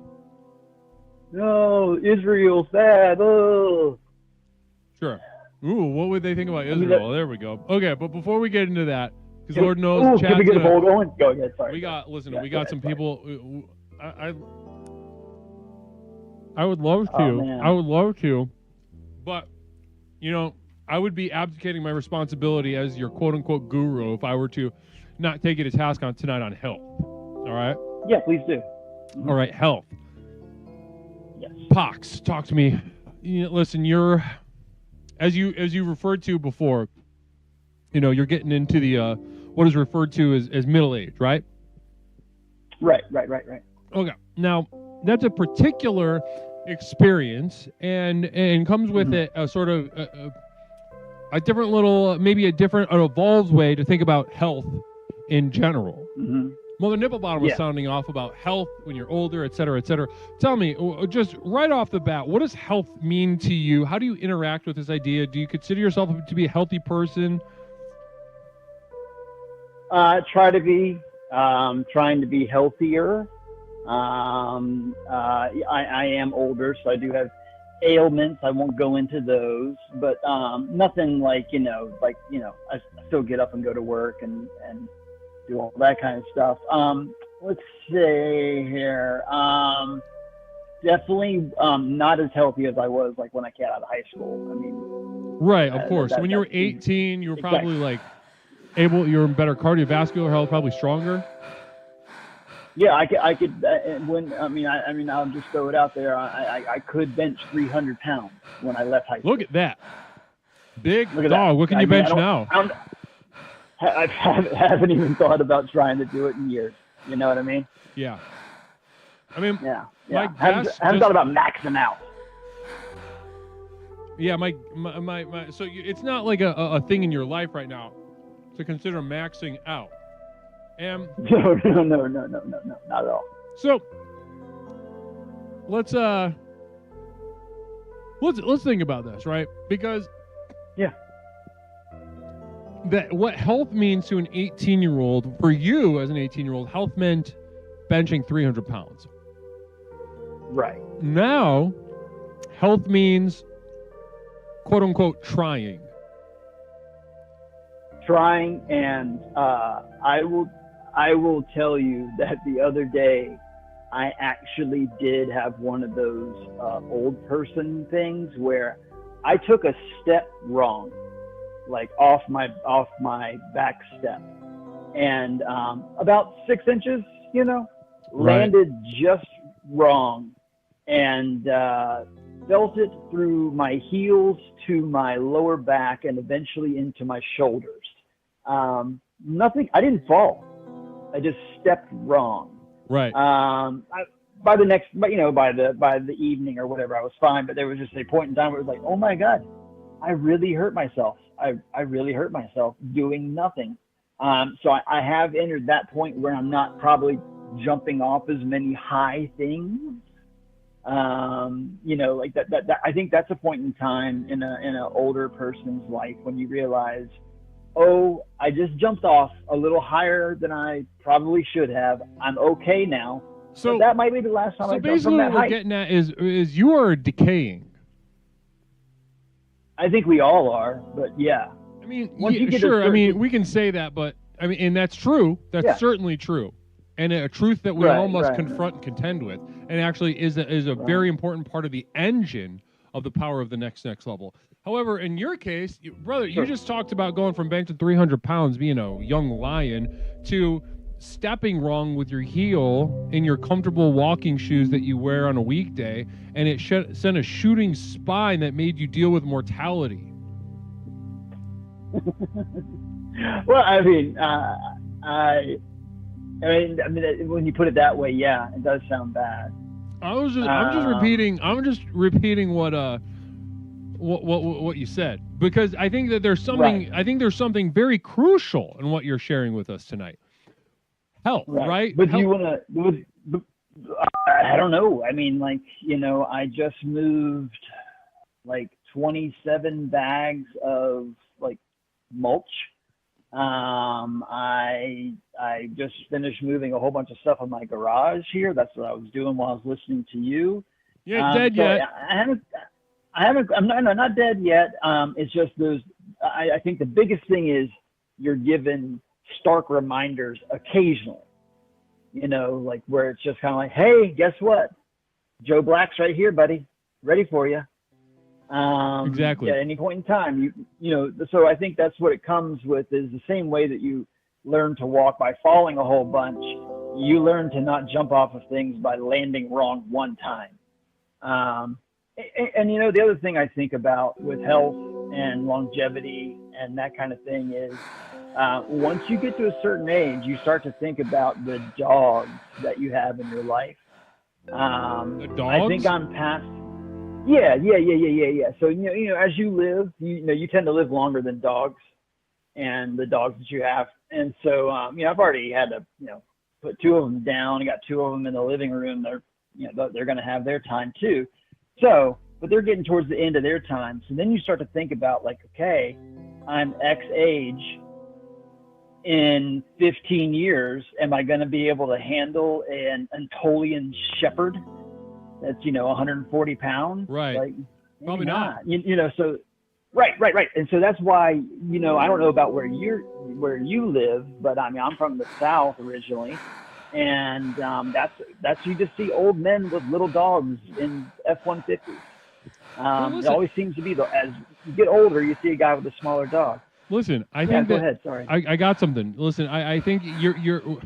I'd like to kind of point out something that you've painted a picture for us, and I think it's a very. I would go as far as to say universal picture. So, okay, let's for a moment let's put ourselves in the position of one of these quote unquote experts, and let's say that they're listening to the program tonight. Listening to us kind of tee off about health, talk about health's not real, health, is different for all people, blah blah blah. They're getting they think bad. Yeah. I would imagine somebody who plays it by the rules and thinks they're a real smart person might take issue with some of our topics tonight. So. Oh yeah. Okay. Let's just look at this situation right here, right? You talked to me how you're 18, bench 300 pounds. The idea of health and vitality, something very specific, and most people would agree. Like, 18 and benching 300, that's so strong, that's so vital, that's so healthy. Then fast forward to you putting on your like New Balance walking shoes and like slipping a disc, walking down a single stair or something, and the idea of health is very different. Now, of course, they would agree with that. They'd say, of course, the idea of health changes over time. But this is what I'm talking about, expert. You listen up. If it can change over time, what is it in the first place? And don't hide behind your script. You're experiencing. You just painted a picture for us of the chaos of this definition of health. Of this sort of churning maelstrom of a thing that we all would like to pretend is static, that the experts tell us it's static. They'll say to brush your teeth because it's healthy to brush your teeth. And they'll say, we'll ask why. They'll point to the board because of health. Show me where health is. Show me where health goes. Show me where health points. Show me what is healthy. Break it down for me. Because if I'm listening to you right now, which right now, Pox, you are the most important person in my life. If I'm listening to you right now, trying to understand what health is, I sure as hell don't know. No. I went from 300 pounds, benching 300 pounds to a shrug and saying the word, I'm trying. Yeah. I'm not interested in the experts. I'm not interested in health. I'm interested in you, chat. I'm interested in you, Pox. Right now, what I'm getting is that this idea of health is nothing short of a bludgeon by a tyrant, a child-minded tyrant. And you having the courage to navigate it your own way. I think, and it shows that we see the results in it. You're still moving the mulch. You're still doing this, that, and the other. You are still strong, but you are aware of your decay. Oh yeah. I think that's the strongest part of the entire thing, is understanding that you're gonna die, and you're really not that important. Namaste. Thanks so much, Pox. Have a good night. No problem. You too. Bye bye. Say it. Should have said it. Almost a good call. Kind of fucked it all up with that, with not saying namaste back. All right, just a note to everybody, if you do call, you have to say namaste back.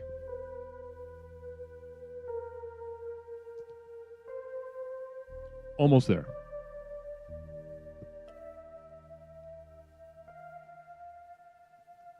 Who's sucking on a root beer float right now? This bag of pistachios has a high rate of unopenable pistachios.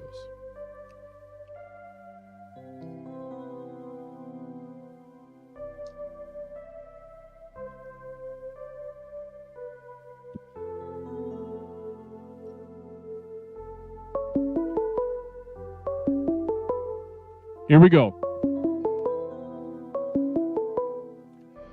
Caller, welcome to Explorations with Leslie Tanner. My name is Leslie. Tonight we're exploring, is your health killing you? As I said, my name is Leslie. What's up, Mike? I can call you tonight. My name is Bowmore, Mr. Tanner. Such an honor. Billmore? Bowmore. Bowmore. That I thought you said Billmore. Bowmore, how are you tonight, brother? I'm doing well. Wonderful. Wonderful to hear. I feel perfectly qualified to talk about this because I cannot eat gluten. I have what's called celiac disease. Right on. Speak on that. So that sounds tough, right? Can't eat gluten. That excludes a lot of, anything with flour in it. Am I right? Yeah, anything wheat, flour, and it's not the same. So everybody's about 1 out of 10 gluten sensitive. And then if you eat an entire loaf of bread with butter on it, you sit there eating butter and jam, you're going to be a little bit bloated the next day. Right. Of course, anybody would. And so if you've got celiac disease, it's like 10 million times worse. You really cannot have one mouthful of bread. And there's no cheat days. A cheat day will just put you in the hospital. There's really nothing for it. It's not like a diet. So when somebody brings you a cake for a happy birthday, it's not a happy birthday for you. And that's just it. Is my health killing me? Can I participate in any social rituals anymore? What can I do?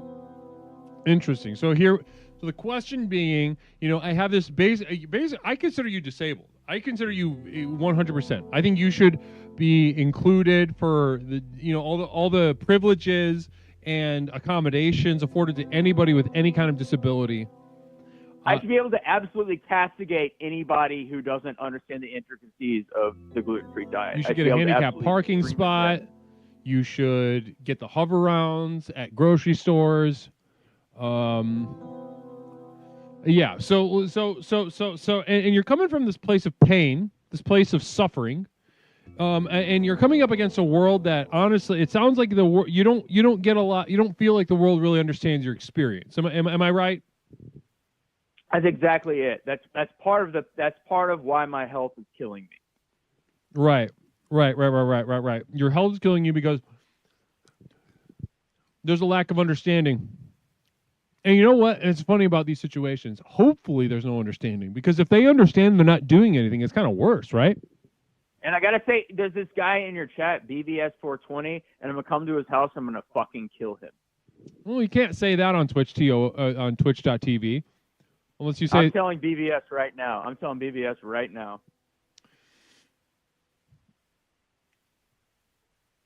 All right. Namaste.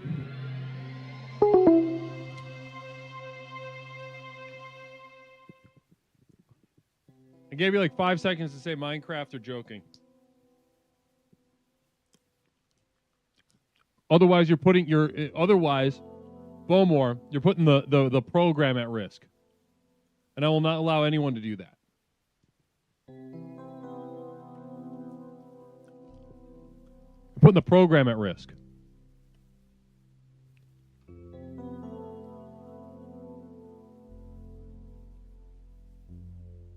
Anyone that attacks the program, attacks the chat, attacks my community of devoted light, attacks the work that we do together. No. Affirmation for fellas, listen. You can pull your teeth out, and it doesn't hurt that bad.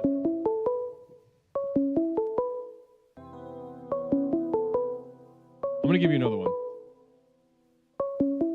1 second, caller. I got to affirm men real quick. 2 for 1.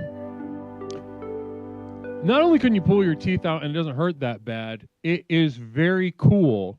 And people will act afraid, but ultimately they'll be very impressed and they will remember you forever. Okay. Caller, welcome to Explorations with Leslie Tanner. My name is Leslie. What's up I could call you tonight? You can call me XXV. XXV, welcome back to the program, brother. How are you tonight? Well, I'm feeling very interested in tonight's topic because I'm getting older. Interesting. How, if you don't mind sharing, what age range or age are you?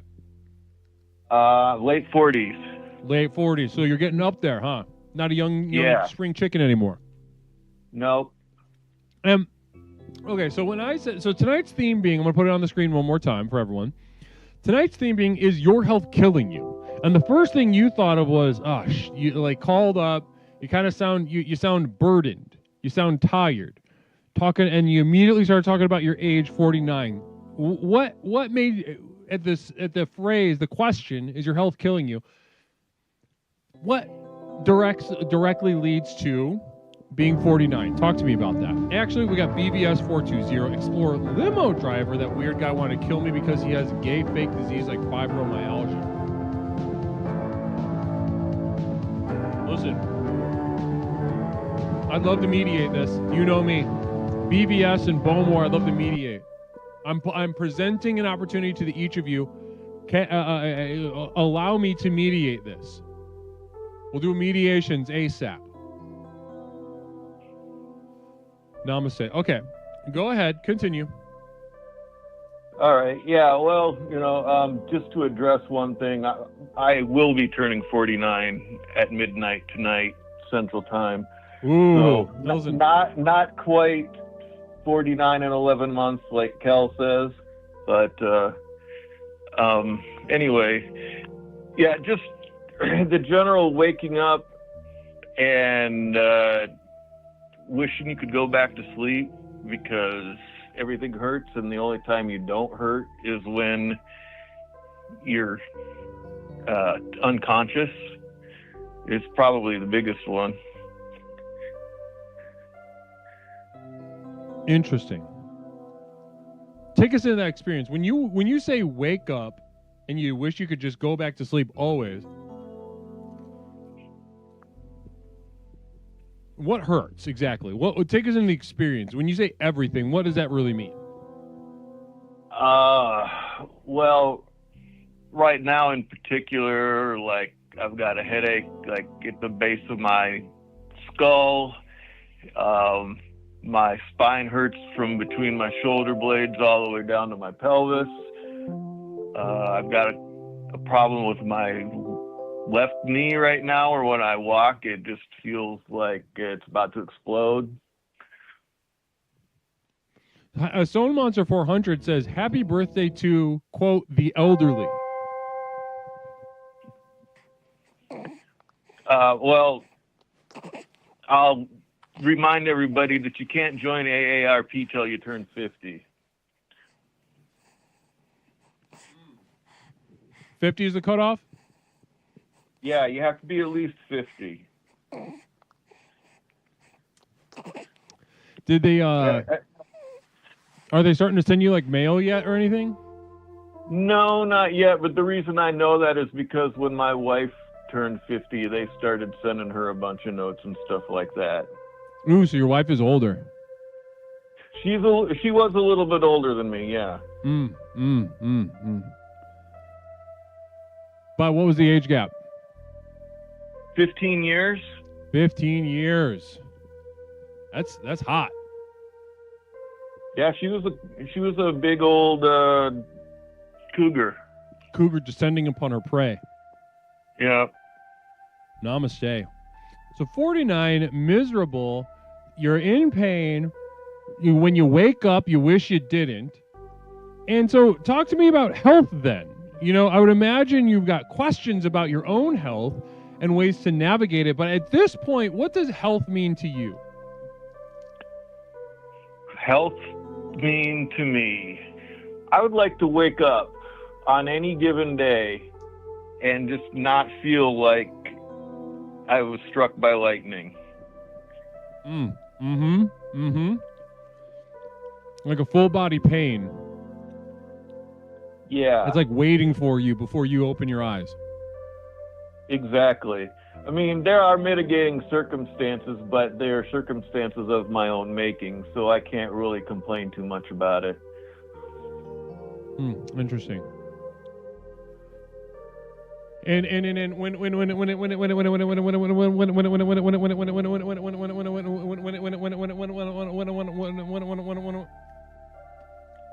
it comes to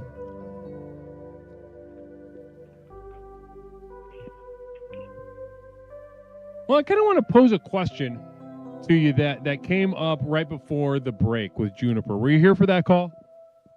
I heard part of it. I wasn't really paying that much attention, but So I'll go ahead and repeat one of the themes. I thought that was really interesting. It was a really good call. Juniper, obviously, a very bright explorer. Now, when it comes to health, a lot of the basic assumptions is that it feels that being alive is positive, right? Fundamentally and objectively. That, like, if you get the right circumstances, you get rid of the pain through stuff that you can control, that you can set up an experience that's positive, right? yeah. And that's where a lot of like health advice comes from in general, be it physical or mental. Now, one thing that we talked about, though, essentially, I'll kind of boil it down to this one question for you, and I'd like your response. What is health if part of you doesn't want to be alive? Or if you're playing with the idea of, I wish I could just keep sleeping. What is health? Well, if you can feel the edges of your body and mind, and you have questions of its value. Well, it's bullshit. Health is bullshit. Oh, I want to hear that. Keep going. What do you mean? Well, there's always some older person who's like, oh, well, you know, wait till you turn 60, wait till you turn 70, wait till you turn 80, you know, you'll wish you were 50 or whatever, right? Right. Well, why can't the doctors give me some goddamn medicine that makes me feel like I'm in my 20s again right now? Right. Why can't they give you medicine that actually helps you? Why can't they treat you? Why can't they help you? Yeah, what they're doing right now is just maintaining my slow descent into death. Right, exactly. These experts. I mean, I'm taking 7 medicines a day, 8 if you count my inhaler. Which I do. 8, yep. Okay, 8 then. And part of this is the government's trouble. The government did this to me, but, you know. How'd the government do it to you? They put me in a place where the air was impure, and then they also forced me to do things that a person probably should do with help instead of by themselves. Wow, so the government fucked you. Are they helping you at all?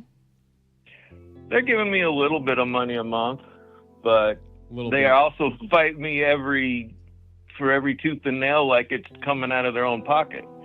Right. Not like they're taxing 250 million people and I'm getting my cut. Right. You're not just cashing in on the money you gave them. Right. Sounds like that's a classic butt fuck. That's a classic.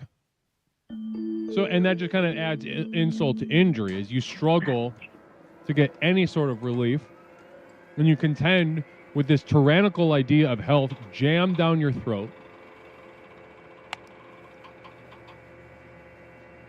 Then to be then give you ineffective treatments. Sounds like if I was in your position, and I mean, I say similar things very often. My entire therapy practice as a legally licensed therapist is built upon, very to a large extent, built on this simple idea that, in your terms, health is bullshit. Where's the health? Where's the health? Where? Show me it. I think the healthiest I might have ever been in my whole life was when I was in my teens. Right, and I think a lot of people would say that, except for teens with cancer or teens that are missing teeth or limbs and shit like that. But they're that's a couple. That's just a couple of them. Most teens are vital. Yeah, I mean, maybe they're the lucky ones. They don't have to go through the 70, 80 years of slow decline. They get it all in one fell swoop. Right. I mean, listen, I used to work with like a very severe special needs center, and yeah, it'd be like teens with like they'd have that like syndrome that like 2 people have ever had, and there's like teeth growing out of their forehead. I wouldn't say they hit the lottery. But as you were saying, though, you said something a little earlier that was really interesting. You didn't hit the lottery either. And the advice coming to you from the people a little bit further down the road, oh, it's better, wait till you're 70, 60, 80, whatever. Let's follow that logic. Let's follow that logic back. Oh, it's not as, wait till you're 20, you're going to wish you were 10. Wait till you're 10, you're going to wish you were 0. Follow it back. Follow the logic to its logical, clear, true, objectively truthful end. We do not have an answer to the question of whether it is better to be, whether it is better to exist than not. And you... Nobody asked to be born. Nope. I understand that. And what good is it? I guess this is the point that I was trying to get at with Juniper, too. And Juniper really put a put a nice little period on it. That, you know, what is health? Not even to somebody that wants to die, but to somebody who doesn't even know how to answer that question at all. Maybe they're stuck. Maybe they're like, is this good? I don't know. You've kind of given me that impression a little bit. And what is health to them? It's bullshit to you. And I think that's much more, infinitely more productive to start from there and maybe to conclude there than, you know, how many therapists, you know, have you gone to therapy before? A few times, yeah. Right. And was it helpful? No. There it is. There it is. How many more times does this have to come up, ladies and gentlemen of chat? How many more times does that have to come up? So listen, I think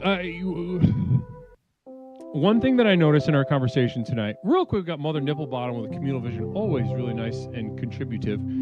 The way I deal with medications is I just never go to a doctor, so I have never been diseased or medicated. Am I doing it wrong? I'm going to let you take that. I'm going to let you take that. Go ahead. You know, I think that if you've never been to the doctor, you've never been sick.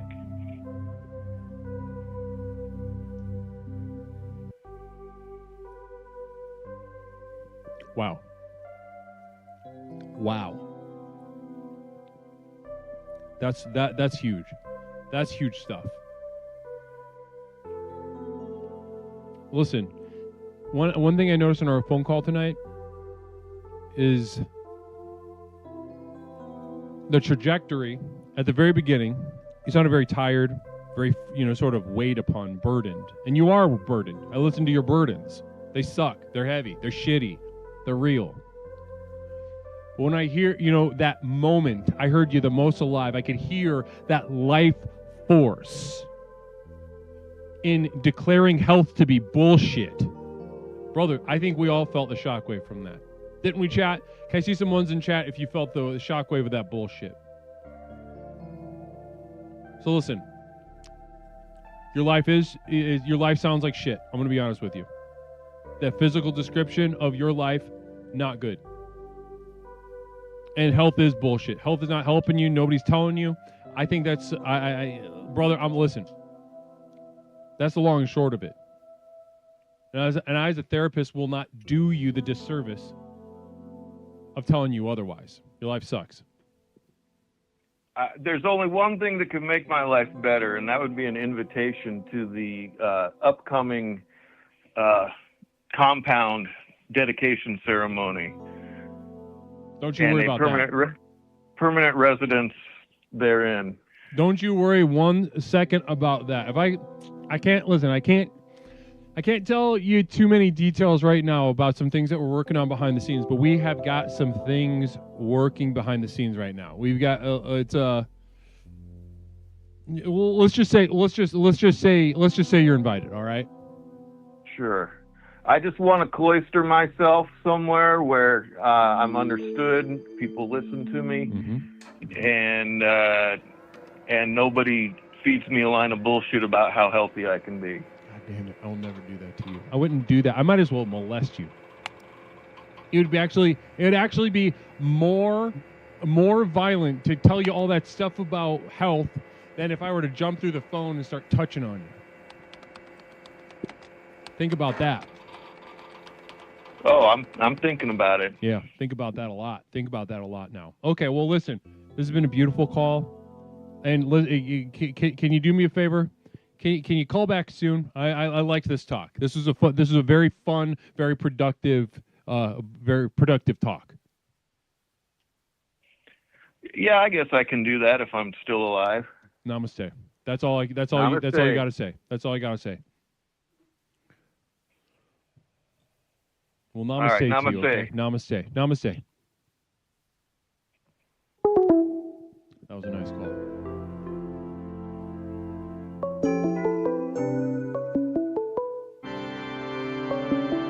Caller, welcome to Explorations with Leslie Tanner. My name is Leslie. What's up I can call you tonight?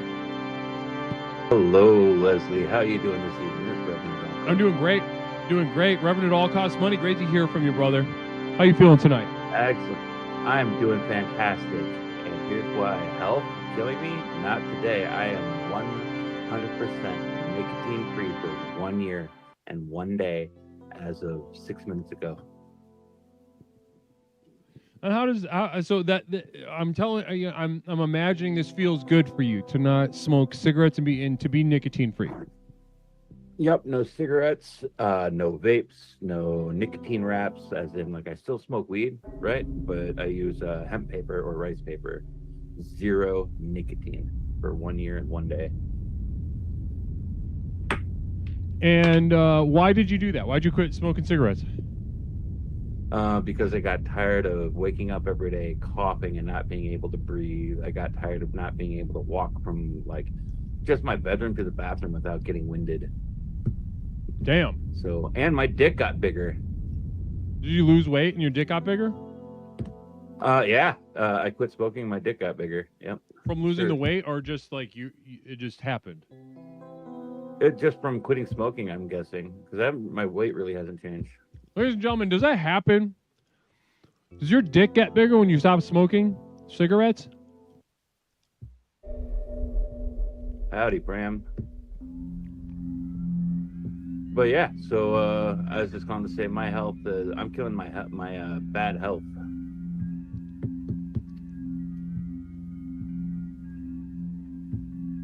Yes, your circulation improves and your erections become stronger, says Kel the Ruiner. Interesting. So you got a harder dick. Indeed. So when you're jacking off, your penis feels harder and it's more it's like more fun. It's way more fulfilling. That is for sure. So, other than that, the asthma still is still present, but not nearly as potent as it was. Right? Like, I'm able to jog a little bit. I'm able to walk. It's kind of nice. So okay, and this is nice. So you're the first person to call up tonight, and this is interesting. I like this. I like this as a nice starting spot. You're the first person to call up tonight and talk about good health. Talk about an improvement, quote unquote, in health. Yep. Next is soda. You're gonna get rid of soda, and then what? Hopefully, just not be as addicted to things anymore. That'd be nice. Except these stupid call-in shows. I'm still thoroughly addicted to these for some reason. Interesting. Yeah. What was your childhood like? What's your relationship with your mom like? Patched up for a long time. I really wanted to snap her neck. You know how you got like those helicopter parents? Yeah. Yeah, that was my mom. Except she had she wasn't just a helicopter parent. She was also like a drill sergeant and a warden. Like, it was awkward and awful. Not a lot of freedom. So controlling, stifling, kind of kept you from expressing yourself and evolving at an early age.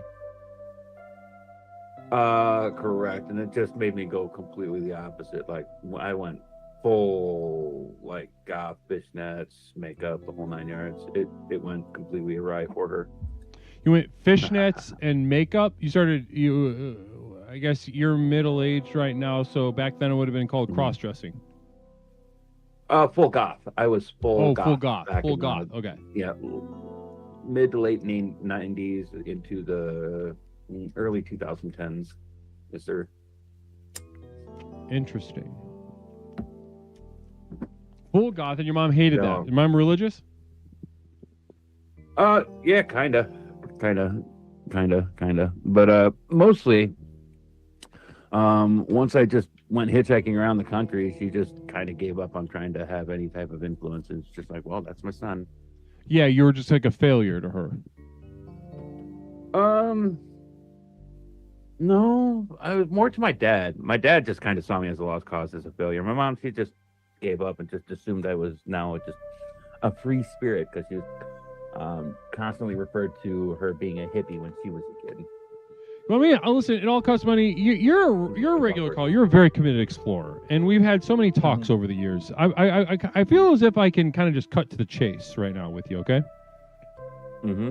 So what you're addicted to because you mentioned like, okay, I think these things that are making you more vital, cutting out the smoking, cutting out the soda, making you, you know, good things that are good. Good things are good, right? Things that feel good are good.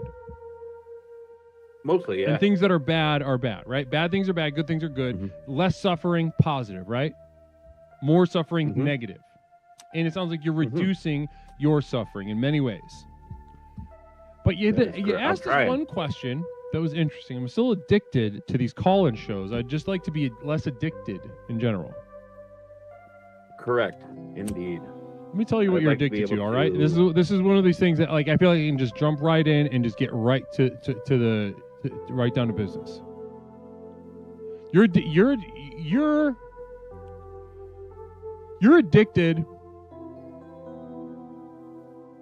to, how do I phrase this?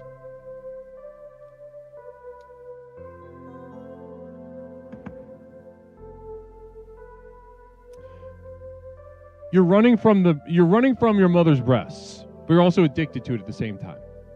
You've got a very back and forth relationship with sucking on breasts, a back and forth relationship, anxiously attached relationship. You want to latch on, but also it's consuming you, and you're trying to develop a sort of regularity with it, and it's not going to happen. So I'm telling you, these addictions are going to go right down to the nipple, right down to your mother's milk. I don't think I was breastfed. I think I was bottle fed, like right from there. It is, ladies and gentlemen. There it is. That's a little bit of therapy for you. Yeah, I would say you gotta get that mouth around some breasts ASAP. You know what? I will take that to heed. I will go find some titties. And listen, it's going to be fun at first, but you need to push through.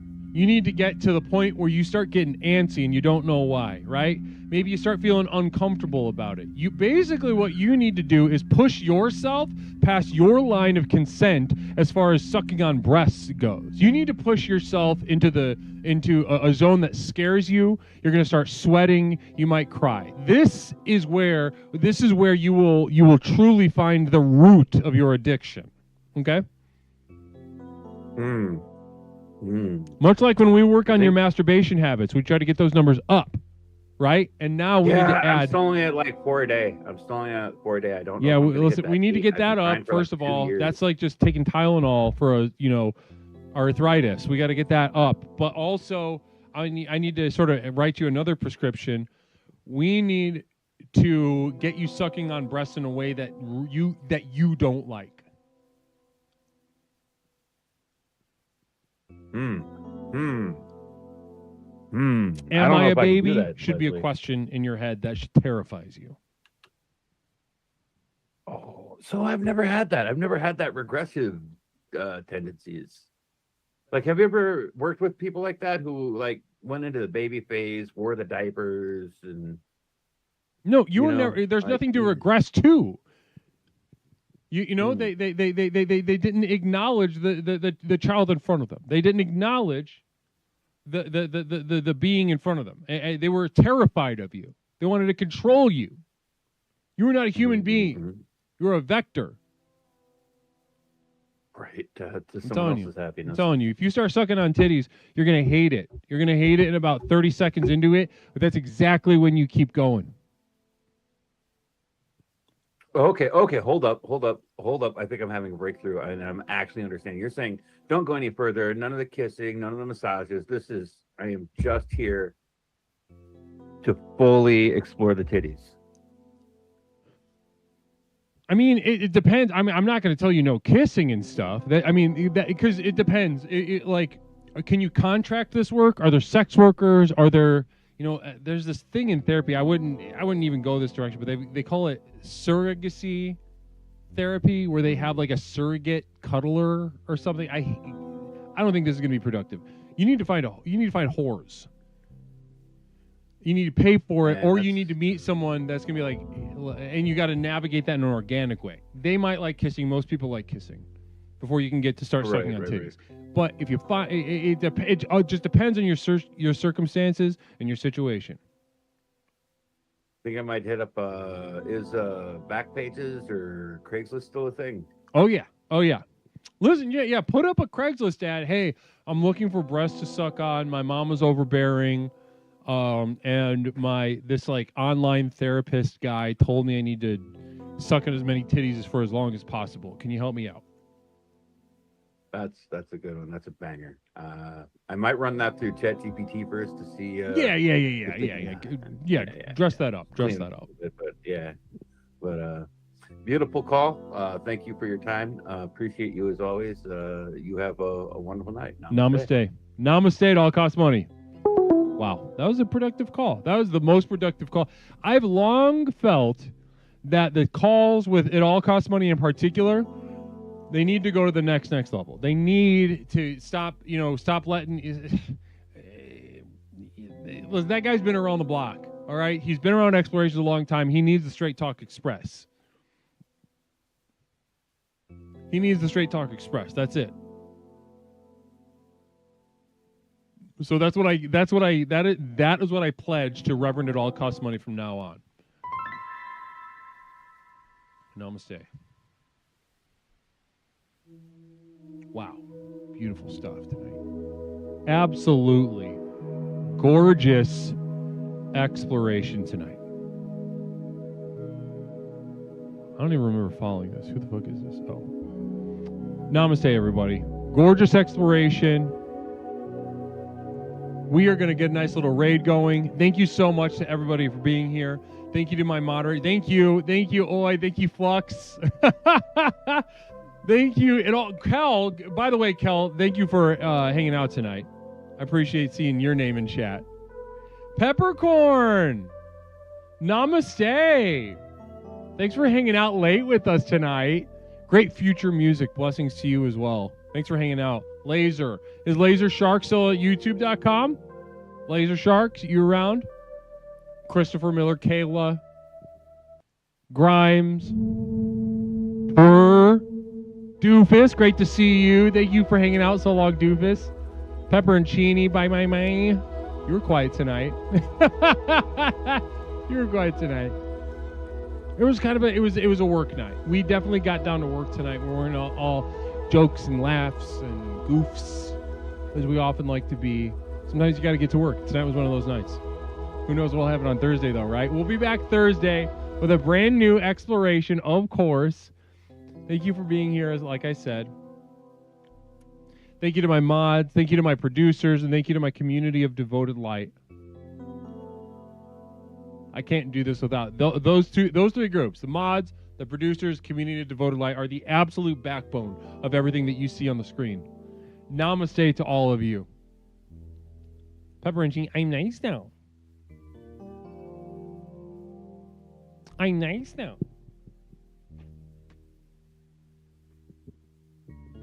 Good night, Vita. Good night, Love Fresh Memes. Good night, Claude. Good night, Raji. Blessings to you. Let's get a nice raid. Who should we raid tonight?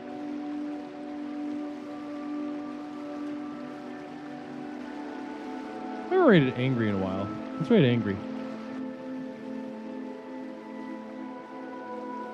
That's not how I sound.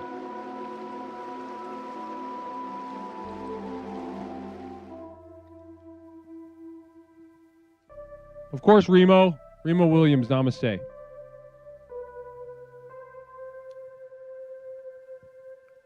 Blessings and namaste. No! My name is Leslie and I'm gay. Fuck, no, wait. No, I'm nice.